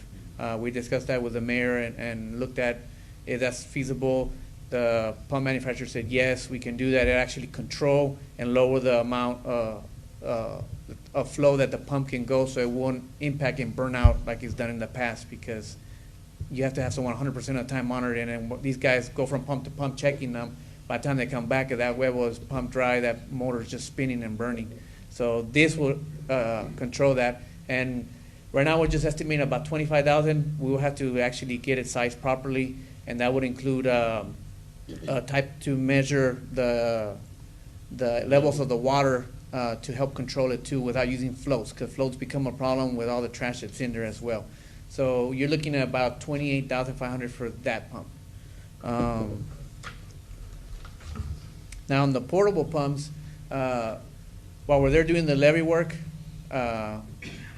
we figure might as well put in some pipes as the guy, because they're gonna end up breaking it down to rebuild it in layers to compact it and do it right. So as they're doing that, install new pipes to have quick connects for our portable pumps, so we don't have to be running hoses anymore. And that would save us all the headaches that we run into with hoses going bad, getting stolen, ripped, and terrorizing the rest of the embankment and everything else. So this one, we're looking at about $10,000, might be less. It's something that we can do pretty easily and save a lot of headaches. And that will get that pump station operational, hopefully with all 3 pumps plus the 2 portable pumps, and the overflow back to operational again. Of course, this is not a full term. This is just a temporary. Now, another thing that I didn't add on here is that as we're looking with backup generator systems or pump systems for the lift stations with TDM, we actually included an additional pump for this lift station that runs on electric and diesel. So if power were to ever go out, that pump can switch over to diesel and run, and that will be placed at that pump station too. So that'll be additional pump that'll be permanent inside that lift station or pump station. Now, of course, this is, like I said, the next phase. We'll have a third phase where we have to come in and look at the trash bins and see what we can do there to put one further upstream. I guarantee you right now the overflow pipes too, they're probably clogged with a bunch of trash, and that's also preventing them from working properly. So as we're looking at fixing those with the levee work, we're gonna have them cleaned out, and our goal is to have those duct bills at the end replaced so that we got something that operates properly. So that's kind of a little quick rundown of what we're looking at. Funding for this is available. I think if we move forward with this, it should be. You'll see a lot of difference. Yes, and a lot. This is something we can do with a quicker turnaround and get it going here before we get into full hopefully hurricane we won't season. have to do nothing else to it. Yes. But no, we do, because the I'm wet just well, saying, we'll find out. the wet well still, We'll I find think, out, gets 'cause- undersized. And then as we get further along, we need to look at the diesel tank that's in there and having to put on the outside, because right now they're having to get a ladder, climb into behind the pumps to fuel it. It doesn't make any sense. The logistics, when they built that, was not taken into consideration, and it is a headache trying to get in and out and do maintenance and work on those pump stations. So, but, you know, this is what we're proposing, of course, continuing and doing better training for staff so that they're aware of what they're doing and not just going blindly and trying to push buttons and figure things out, because that's what was being done in the past and causing more and more problems. So, any questions? What kind of time frame are you talking about? You said rather quickly. What is rather quickly? On the diesel engine, like I said, it's already there. So once we give them the green light to pull it, take it, fix it, I don't know how long it will take. You know, I'll say a week, 2 weeks tops. 2 weeks. Biggest deal, they just pretty have quick. to align the engine up to the pump Yes, and everything. and That's not too bad. Depending if the pump has any issues or not. Right now, everything's assuming that it is operational, it works, there's nothing wrong with it. But to be on the safe side, we're pulling it, having it inspected. Depending on what they come back on that report, that will tell us whether it's gonna be longer or a shorter span. I think we'll just rebuild it. That too. So we'll know once they pull it and they pull Yeah. it apart and inspect it, what it's Yeah. gonna take to fix it, or if it's replaceable or fixable. Currently, those pumps do not work, so it doesn't hurt to pull them and just get working on them immediately, because we're running on the small one and the 2 portable ones we have. Yeah, I'd say if we're getting a new engine, rebuild everything. That way you've got a clean slate and you can start a Or if maintenance you've had a pull record before, on it. That- And you replace the pump or the motor because you think it's the motor, because the motor burned up. Yeah. And you then it's replace the pump motor that's and you still causing have the issues. same issue Mhm. because it's the actual pump Yeah, itself. and that's why I wanna make sure we get everything out and checked. Yeah. Sure. What about cleaning out the overflow pipes? When is that gonna be done, and how long will it take? Is it our staff that's gonna do that? That's, the levee embankment repairs is gonna take care of those pipes, because they've been crushed, as they collapse. So when they come back and fix all that, we're gonna, get with the contractor. I don't know if it's included, I don't remember if that was included with him cleaning them out, but I know he's fixing lifting them back up and adjusting them. Was he replacing those pipes? Are we talking about the ones with the ductile? Yes. I don't know if that's included in the That's price. what they call Okay. duct bids. We'll look at it, because the staff can go in out and clean it once, because they're gonna bring that levee berm down to start rebuilding, and when it's level, we can get in there, get someone on the opposite side and Clear 'em out, and change clean 'em them out. And then the other ones that are discharge pipes from the pump station, those are being fixed, because those definitely, Yes. have been collapsed. But the other issue we have there too is that there is a sewer line that runs underneath that canal, the main sewer line that drains in most of the city to Ransom. So it's tricky there, because we gotta be careful with that, and I think that's probably why the wet well was designed the way it was. Hitting that one. Yeah, so it's gonna be a challenge, but, that's already been indicated on the field. The contractor made us out there. I know we've had geotech out there. Everybody's aware where that line goes, and, And we're how just- far down it is. it goes deep. Yeah, but, so that'll be, like I said, that portion's being handled right now with the contract. Phase 2 will be the pump, repairs, and then phase 3 we'll start looking at fuel tanks and trash catch basins further up on the channel. Gary, Keep you moving said we forward. have the funds for this. Yes, we do. And I anticipate this is going to come back to you in a package. Okay. And then, Sandra, it is fair to say that we do have the funding for this. That's something we've been talking about in the staff level. So we're ready to move forward with this. We want to bring, as I said, bring this to you in package form. And then we're going to move. We've already started moving, actually, and we'll anticipate moving even more quickly. Okay, And can we that be could not happen like on the FEMA? 21st. Can we be not like FEMA and move forward really quick with that paperwork? Well, I'm just wondering. If you think FEMA is quick. We need to Yes, sir. move So along. yes, we'll, I anticipate we're gonna move forward with Yeah, this 5 years from now. immediately. I Keep in think mind, long-term is what we Different. eventually need. That's different. Absolutely, but we But need a- short-term, we gotta do something now. Now and then continue and plan for, Yeah. That's Long-term. basically what Budget. it's a good step forward, it's a good plan, and I want to thank y'all for doing this, because I think it's really needed. It needs to be done. Yes, thank you. I would just like to add that, figuring out what the supply chain issues that we have because of the pandemic. If someone has a motor you need right now, Take it. I wouldn't wait long. Oh, yeah, that's true, yeah, Yes. that is true. It's gone, it can take 9 months to get it on. Yep. That is true, because we're running into that problem right now. What's the total of everything, all the different savings? 66.4, about 66, Go ahead. 66.4. 66.4, and this is basically just a system temporary to get us till we get to the the next final. level, right, at that Correct. 272. So we're fixing to put, like 25% into a temporary system that's gonna cost us on that new system. But we don't And I have- know we have the funds for it and everything, but, Yeah, can't but- the funds being used anywhere? We're just putting a Band-Aid, it's just my opinion, but we're putting a Band-Aid on a problem that No, we're fixing to have surgery for. I don't think it's a Band-Aid. If we're gonna, if it's gonna become obsolete, if this system, which. But right, will it we're become looking at about obsolete 5 after- years before we get the long-term stuff in place and completed. Okay, I'm So- sorry, I saw 36 months. That's why. No, everything, Well, that's- all that needs that's to be just the done, design part of it. regardless. Okay. And we're Regardless. talking health Right, you and, did say that's just the If design. there, if there's gonna be My any, mistake, I'm very if sorry. there's gonna That's be my anything mistake. different, it's just gonna be a bigger sump.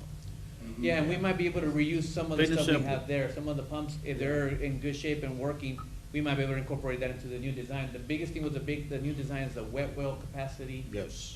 So that we can hold more water, and so the bigger pumps can kick Yes. on. Okay. Thank you, my man. It's a wrench and a bucket. and we're Thank talking you. health and safety issues also. These are life and death issues we're talking about here. Yes, sir. Okay, any other questions? Okay. Next. Next, let me get ready to go to that. The next issue is the American Rescue Plan.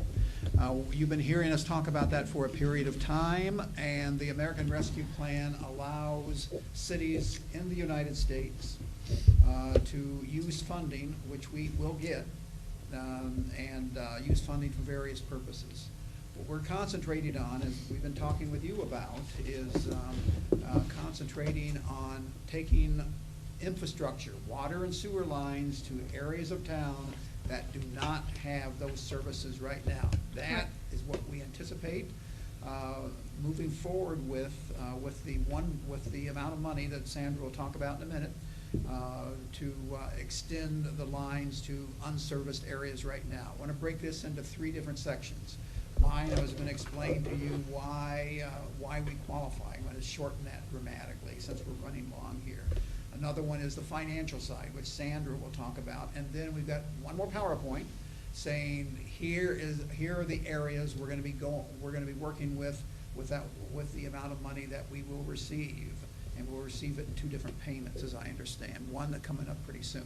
So with that said, my part is telling you we qualify for the American Rescue Fund dollars, and the water sewer extension qualifies for those dollars. So without going into a long explanation, and we've gone to training sessions, we've gotten written materials, we put together notebooks, we qualify. So that was my report. It's going to be longer, but I'm just telling you that it qualifies after a lot of research on that. So how much money are we talking about, and where does it come from, et cetera? Okay, we were approved for a little bit over $1.8 million. That's what we're going to be receiving. We're going to be receiving, a lot of cities are going to be receiving their money directly from the federal government. Since our municipality is not a metropolitan city, we're not over $50,000, we're going to be receiving our funding through the state. The state is more than likely going to be using TDM, the Texas Department of Emergency Management, to funnel that money down to the cities. So we're going to be receiving approximately half of the money up front and the other half in about a year's time. So that way we're just waiting on use. The federal government just released a couple of weeks ago, I would say, instructions on what the states needed to do to get the money for the cities, for the smaller cities. So this is what the process that the state needs to do to get the money for us, and the state now has to come up with a guideline on how they're going to distribute the money to us. They have 30 days after receiving the funds to go ahead and distribute those funds to us. So as of right now, we haven't received it, but we will be getting those fundings to us. Say, Excuse me? time frame? I don't have an exact time frame. I would be lying to you if I told you something today, because the state hasn't, TDM hasn't reached out to us to let us know that they're ready to do that. But we do have to, we have to certify, like a bigger municipality would have to certify, with their DUNS number, their federal tax ID number. We have all of that in place, and we're ready just to receive the funding once the state says that they're ready to distribute. So the next step is to point out to you what our plans are on how to use these federal, state dollars, and Fernando has that report. Okay, so here, with Chad, before you put a quick presentation, overall, I've gone through and created a booklet with areas of town that need water, sewer, streets, drainage, 2-inch lines that need to start being replaced. You're looking at almost $24 million, I think, to do all that. So from there, we picked out the top 5 projects that right now have properties that are ready for development and start becoming more revenue for the city. So the areas we're looking at right now, I put the first 4.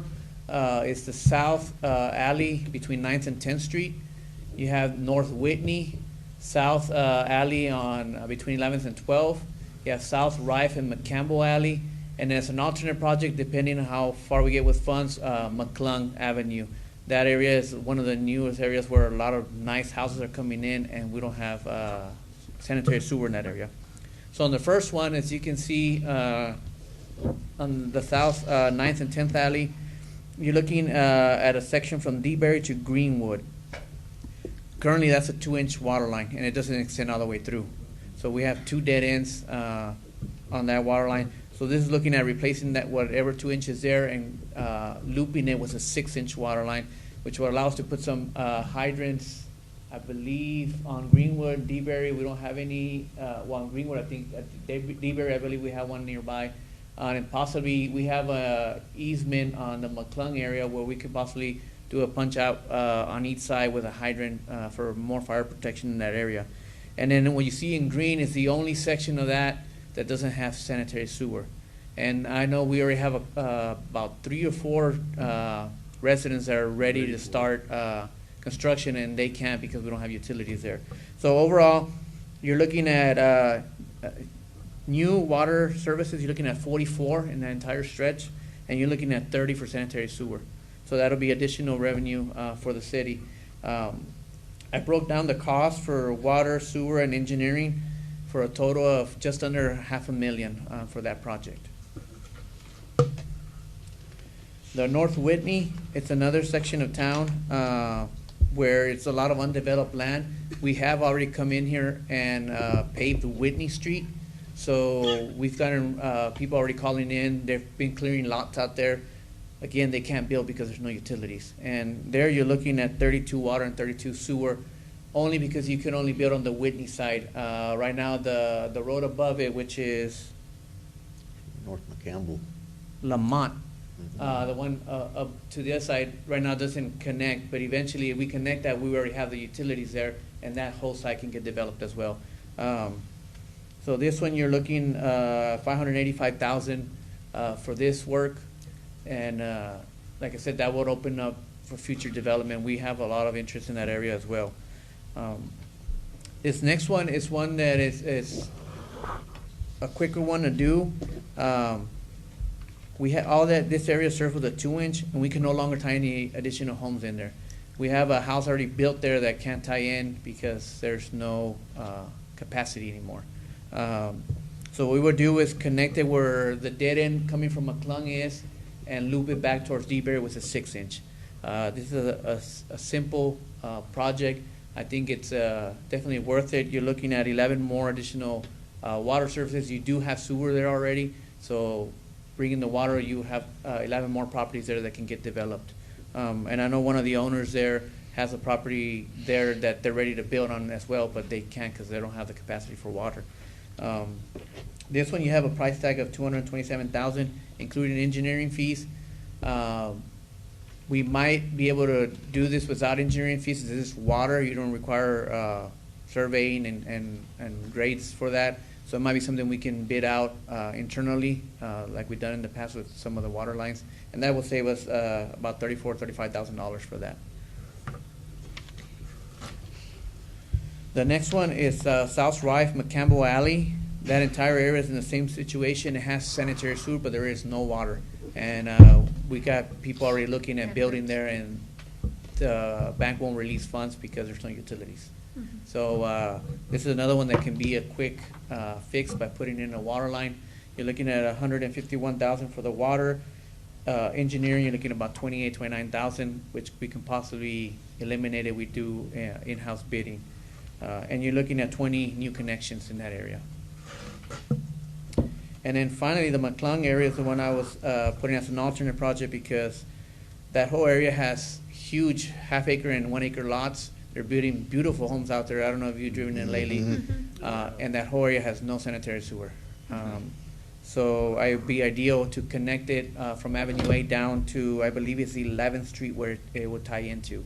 Now, the price listed here is just gravity fed. Once we look into it, we have to determine whether we can do gravity or if a lift station will be required. That's why this is an alternate project. Once we get into the design, we'll know whether it's doable or not and whether the funding will be available for it. And this will bring in 40 new connections for sanitary sewer. Overall, we have an RFQ out currently already for engineering services for this. We are opening the RFQs next week. They're due next Thursday, and then the committee will review them and select an engineer to come in and help us with these projects. Like I said, right now, these are the ones we feel are more accessible and easier to do from the list that we already have. And hopefully, as more funding becomes available, we can start hitting some of these other projects. Any questions? Do you have once the funds come in, which we don't know when that's going to be? I mean, do you have a priority where you're going to start, which is going to be the they're first pretty one? much listed in priority right now. Okay. Yeah. Like I said, there's 2 of them that we can possibly move forward with in-house, the 2 Okay. water ones, and get those out. That's a 2-week period for bidding, and then a couple of weeks for contracts and getting bond and insurance information. So you're looking about a month to 2 to start construction on those 2. On the other ones, once we get the RFQ, the engineer selected, they would have to do survey and gather all their information, do the design, and that's a lengthier process. But like I said, it all depends on how soon we can award the engineering services, get a contract going, and then, but I'm pretty sure by then we'll have the funds once we get the contracts going with the engineer. So it's all going to depend on how soon we can get that moving. If I could add an exclamation point to what Fernando said at the beginning, and that is, and the mayor asked this question a few days ago, actually. What we're talking about tonight is about $2 million worth of work. Citywide, we're talking 24 million with some fine tuning in there, a little bit added to it, but generally 23 million to do it citywide, what we're talking about right now. That doesn't even include what another thing we really need to be doing, and that's providing services to people within the city, the original city limits. The other thing we need to be doing is addressing our I&I, or infiltration problems we have into our system to make it a more efficient system. Citywide, that would cost, and this is a very, very rough estimate as of today, 30 to 40 million. These are the kind of issues we really need to be addressing and watching where we spend our dollars to take to capital improvement projects like what we're talking about tonight. These are basic issues for us, quite frankly, basic issues that all cities, including our city, are addressing. And it can be much more broad with available funding. Grants can take care of part of it, but not all of it. We have to have our system address the financial part of it also. I'm bringing that up just to keep in mind our expenses and where we spend the dollars And this, I would think, would be a very high, these things we're talking about tonight, an extremely high priority for us. So I'll leave that piece of propaganda with you, and it's something to think about, which I think is extremely important. Yes, very much so. The staff does also. Thank you, sir. You're welcome.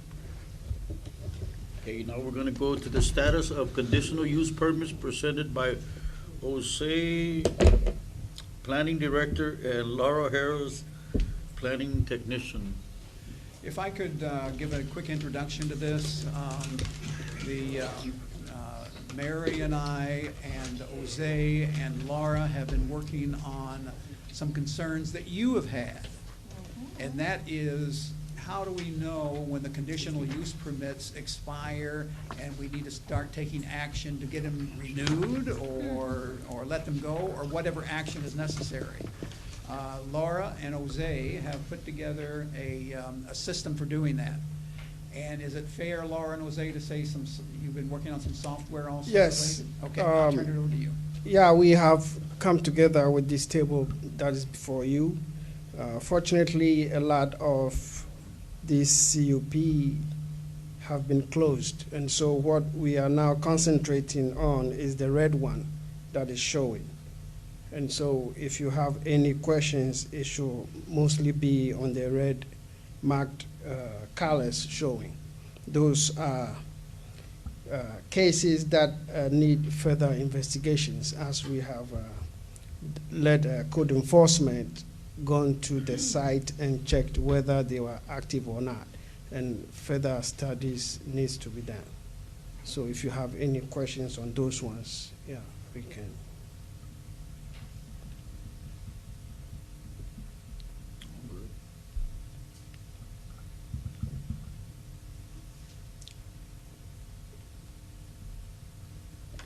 The yellow one is the recent one with Jesus Inahosa. So that one is ongoing. And this, that one expires July 5th. Yes. Okay. But And we're going to stay on him for July 5th. yes, by, let me say by July 5th, the issue is currently we need to get him a land that we are still looking into. We've not concluded yet. But by July 5th, if it's not, we will have to come to you if it requires further extension of time to figure out what we can do. But as of now, the issue is not resolved yet. Okay, on the ones that are closed, just a question, so, the city has gone physically and checked to make sure, like, if they had an RV there, that it's been removed? Correct. That all of that has been removed from the properties? Correct. So we should not be able to see anything there No right now? problem. No problem. I with just want to those. make sure that Yes. you've gone physically and looked at these properties. Yes. Let me clarify that. There can be an RV there, but it's not hooked up because RVs are allowed to be Right, parked. So, right. yeah. Right, Okay. and we're making sure that it's not hooked up? Correct. Okay, because, Code we were enforcement going- has yes. gone to check that. Okay, So, just making sure on that, because I know we were seeing a lot that were still connected. Yeah. And lights and things were going on, and Mhm. the house was already finished. Right. So that was just my concern, Concern, yeah. that we were having Uh-huh. that issue right there. Right. Okay. Okay.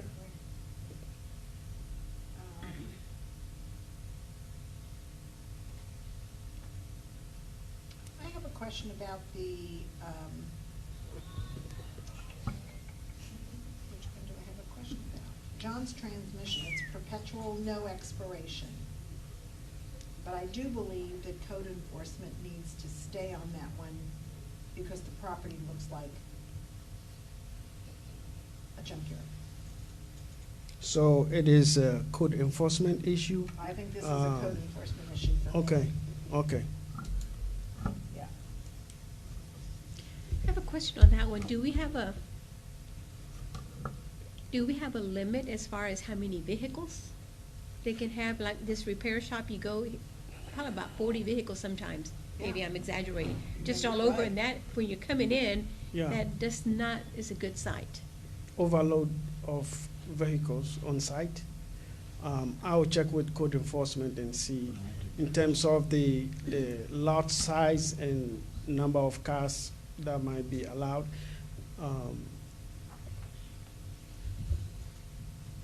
I'm not familiar with something like a garage and number of cars that are parked there, but we'll check and see what is required, not to go beyond number of cars that are parked or being repaired on a particular.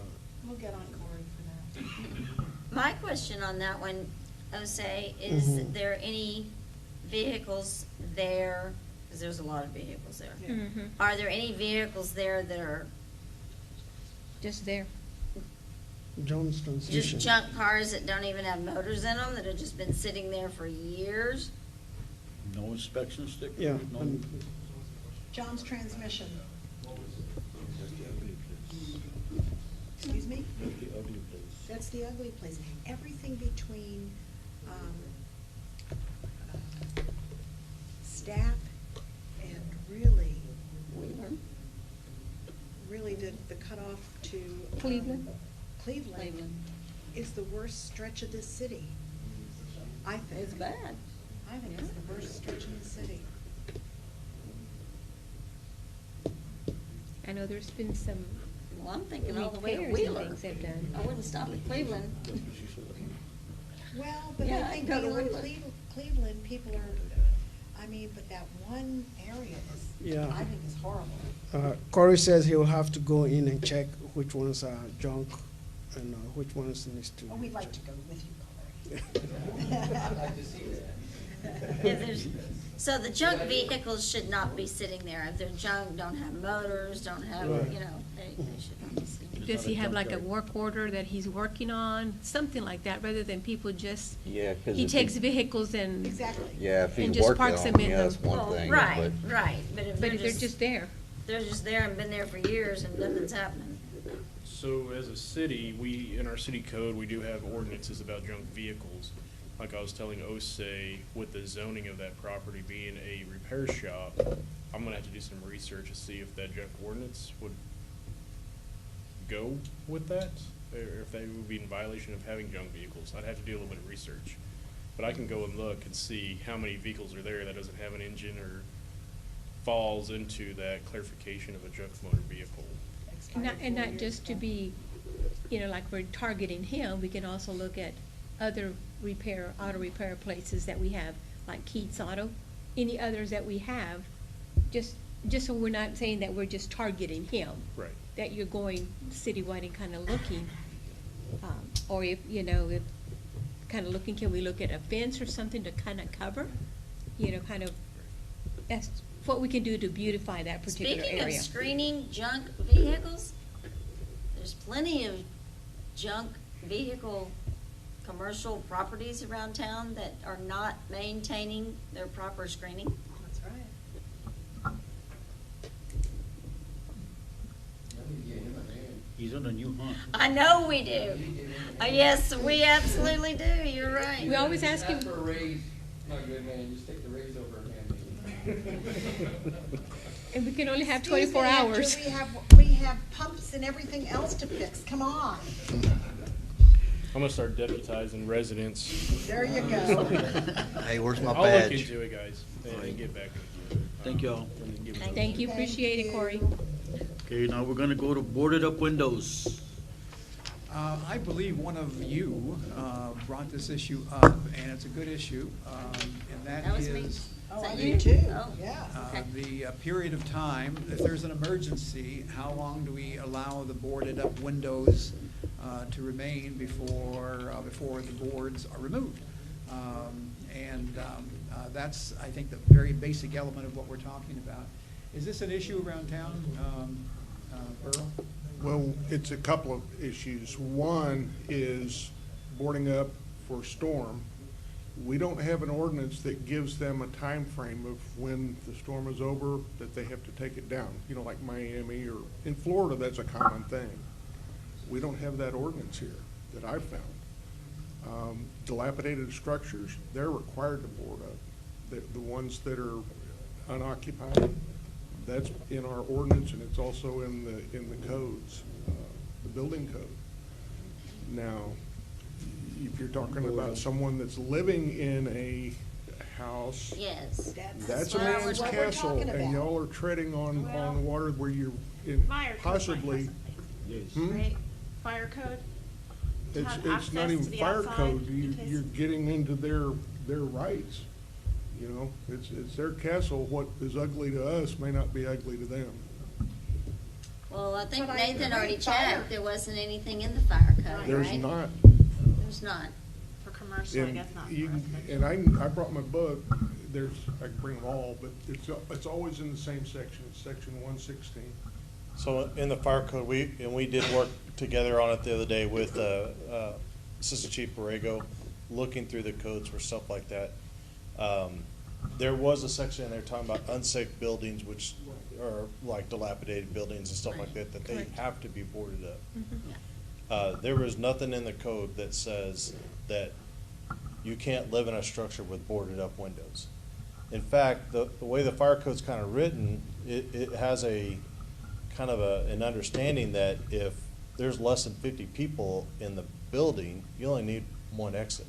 One exit could discharge 50 people out. Now, I will say, living in a boarded up building is extremely unsafe.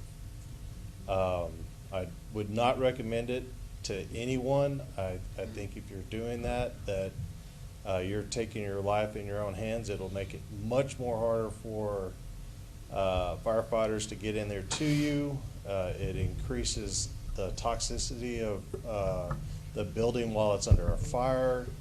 You're just looking at horrible things that could happen because you decide you want to board your windows up. Saying all that, I really don't have a code to fall back on that says thou shalt not. I think that it'd be very easy to write a city ordinance to make that happen. I'm sure there's other cities that have that. I just don't know how that falls into, are you stepping on their rights? Because it's their house, they can do what they want to with, if they own it. But you're saying, Burrow, that they have that ordinance in Florida? The ordinance that they have in Florida throughout the state has to do with like hurricanes. Hurricane season. And what they've had a problem there with, they have hurricane shutters, the old metal ones, you're accustomed to them, Jan. And people just leave them up for forever because it's kind of it can be a pain to get them on and off. So like Miami in particular, they give you 72 hours. Once that storm is over, you get 72 hours to get it down. And if they come by and it's on there, you get fined. I don't know how much it was, $300 or something. So that's how they handle that. I think Tampa does it. I'm pretty sure Jacksonville, Orlando, they all do it too. I don't know about Houston if they have anything, here in our state for that. As far as dilapidated structures, it is a requirement that to secure it for vagrants, squatters, Well, I think we drug understand use, that, that yeah. sort of thing. That's understandable. People that are living there, we need to do some research on that because there's nothing in our code books, and I've dug through, and it doesn't mean that we don't have something, but I haven't seen anything in our code of ordinances for the city. And I think we need to be very careful, of how it's, if we're going to do something like that, how it's worded. Just something we need to look into. Because like you say, we could be infringing on their rights as property owners. Yes, ma'am. Yeah. Do you want staff to look into this further? That's the basic reason this is on the agenda here. And we'll be happy to do it, and there's been some research already. But are you asking us, or do you want to ask us to bring some proposed legislation back to you that would avoid any potential conflict as far as rights go, et cetera? Is that something you want to see more work on, is what I'm asking? And if not, that's fine. That sounds like I'm just kind of worried about that sounds like a rights of potential someone. can of worms. Education. Education, knocking on the door and saying, we noticed that everything's boarded up. We're just wondering if somebody's living in here, if they Everything's answer the door, okay. obviously they are. this is a danger, you know, if we have a fire or anything, we can't get in. Maybe educating people a little bit. I don't know, but Yeah, 'cause almost if I you. know you, Corey, I called you on a house where I had no clue anybody was living there, and they had 3 little toddlers living in a house that was totally boarded up. You helped me, then you helped me, and these people did get a new home built for them by the Amish because they couldn't afford it. Right. But Matter of fact, I think Corey has his places boarded up, but he painted faux windows over it, so you can't tell.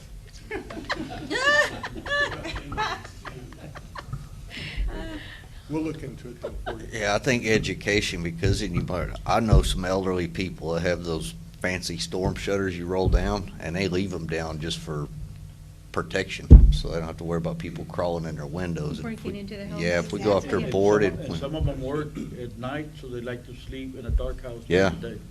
yeah, but they should have some of their windows open. Yeah, Necessarily, yeah, you might not want to. And there's one of my sisters, that's not what. yeah. Roll them down, yeah. Yeah. All of their windows are boarded up. Go ahead, Hector.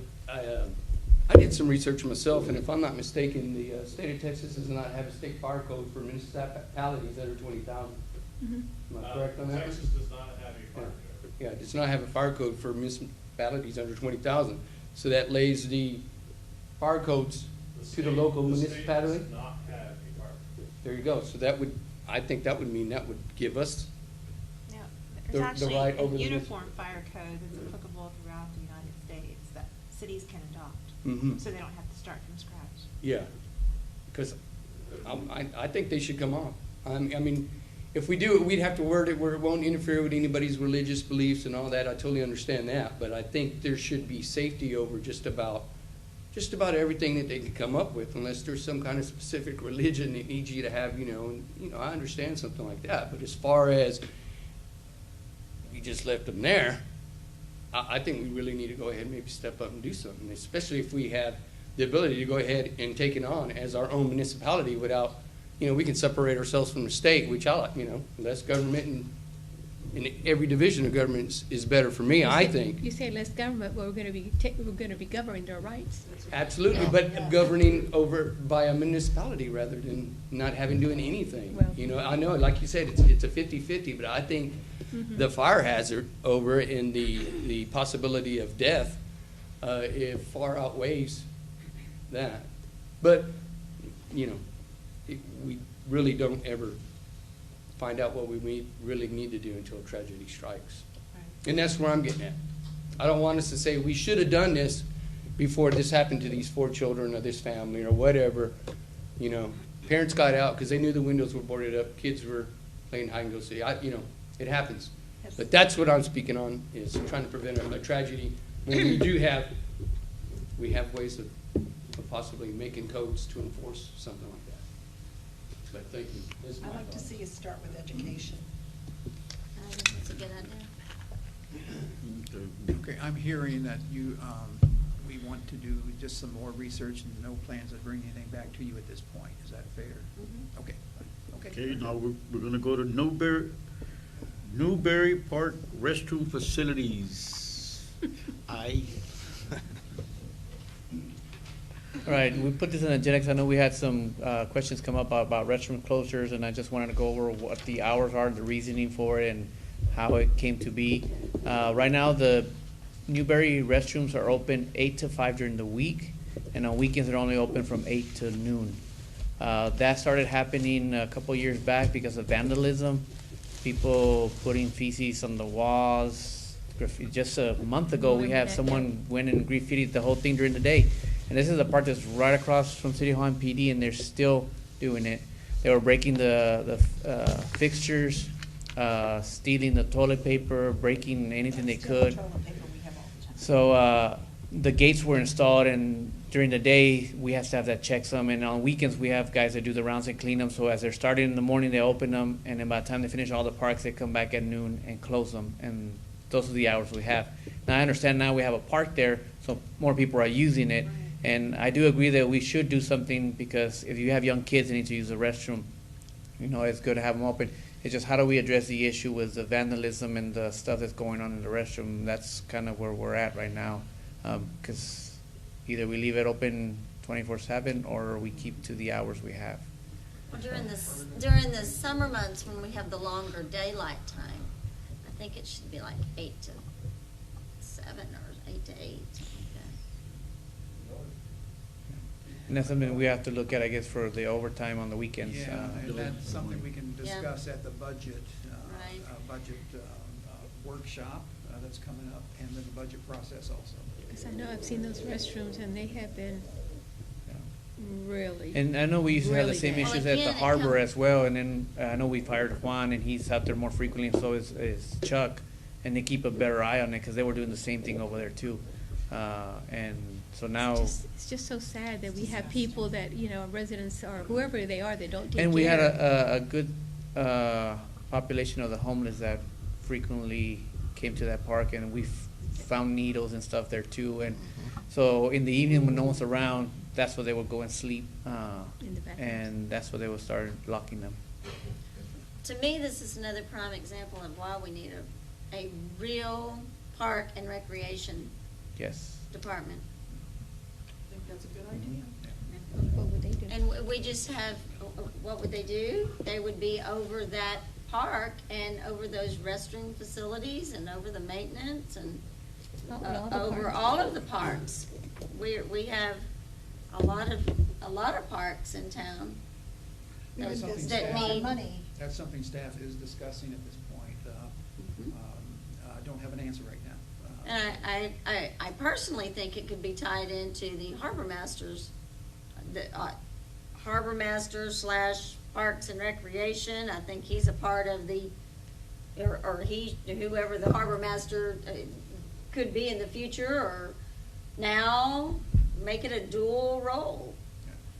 There are a lot of options there, Mhm. but that's certainly one of the options, yes. I totally agree with that. I'd add that onto a job description than rather try to get into a budget and start getting into overtimes and things like that. I do notice that we have a lot of city vehicles that go home, and I don't know if it's by seniority or how that works, where employees get to take home vehicles, but maybe we could work a system where if you're taking home a vehicle for this week, you open and close. That way we can stay away from more budget. I mean, I don't want us to have to increase or get more people as of right now over this, but I definitely think that my kids should have been able to use the restroom last Saturday. My little girl, my little 3-year-old, she didn't have an accident because she told me we need to go to the restroom. I went to the restroom and it was locked. So she didn't have an accident. She was forced to have to potty herself, which, 3-year-old, that kind of happens, clean up, I'll pamper, that happens. But if it'd been my 6-year-old, he would have been embarrassed. There were other kids there. I would have been a little bit more upset. And that is a public place that's paid for by our taxes. We should be opened up to the public. I know we have the vandalism problem, but that's kind of a policing problem. Everybody should be accountable for doing what they're supposed to do. And no, we shouldn't have them open 24 hours. No way. But yeah, let's close them up at night. But the weekend to be closing down on noon is that's kind of steep for me to accept. But I totally understand the vandalism. I don't want it torn up, but I want my children to be able to use the potty. Everybody should be able to use that. I mean, the vagrants, as long as it's open and it's a public, man, I'm sorry, but they have the right to go in there and use it too. Now, do they have the right to go and vandalize it? No, that's just a chance that we have to take with every single human being that's going to walk by that park and use that restroom. Is there any signage about vandalism and fines? I don't think there's currently any, because we just started doing all the upgrades to it Right, and repainting right. and all that. Okay. But that's something we can look at as well. Yeah, we certainly need that. If we just lock at a more reasonable hour, say 5 o'clock, we're closing shop. Oh, I agree with you on that. I would know better not to take my kids to the park after 5. That's still kind of a shame, kids love to play till dark. How many times have you heard, Daddy, 5 more minutes, 10 more minutes? It's not dark yet. So I just wanted to go ahead and make my opinions noted that I wasn't very happy with that, especially with this taxpayer facility. And thank you. Any other questions or? Thank you. That's all staff has, Mr. Mayor and Council. Well, then I make a motion that we adjourn this meeting. Second. All in favor? Aye. Thank you all for coming.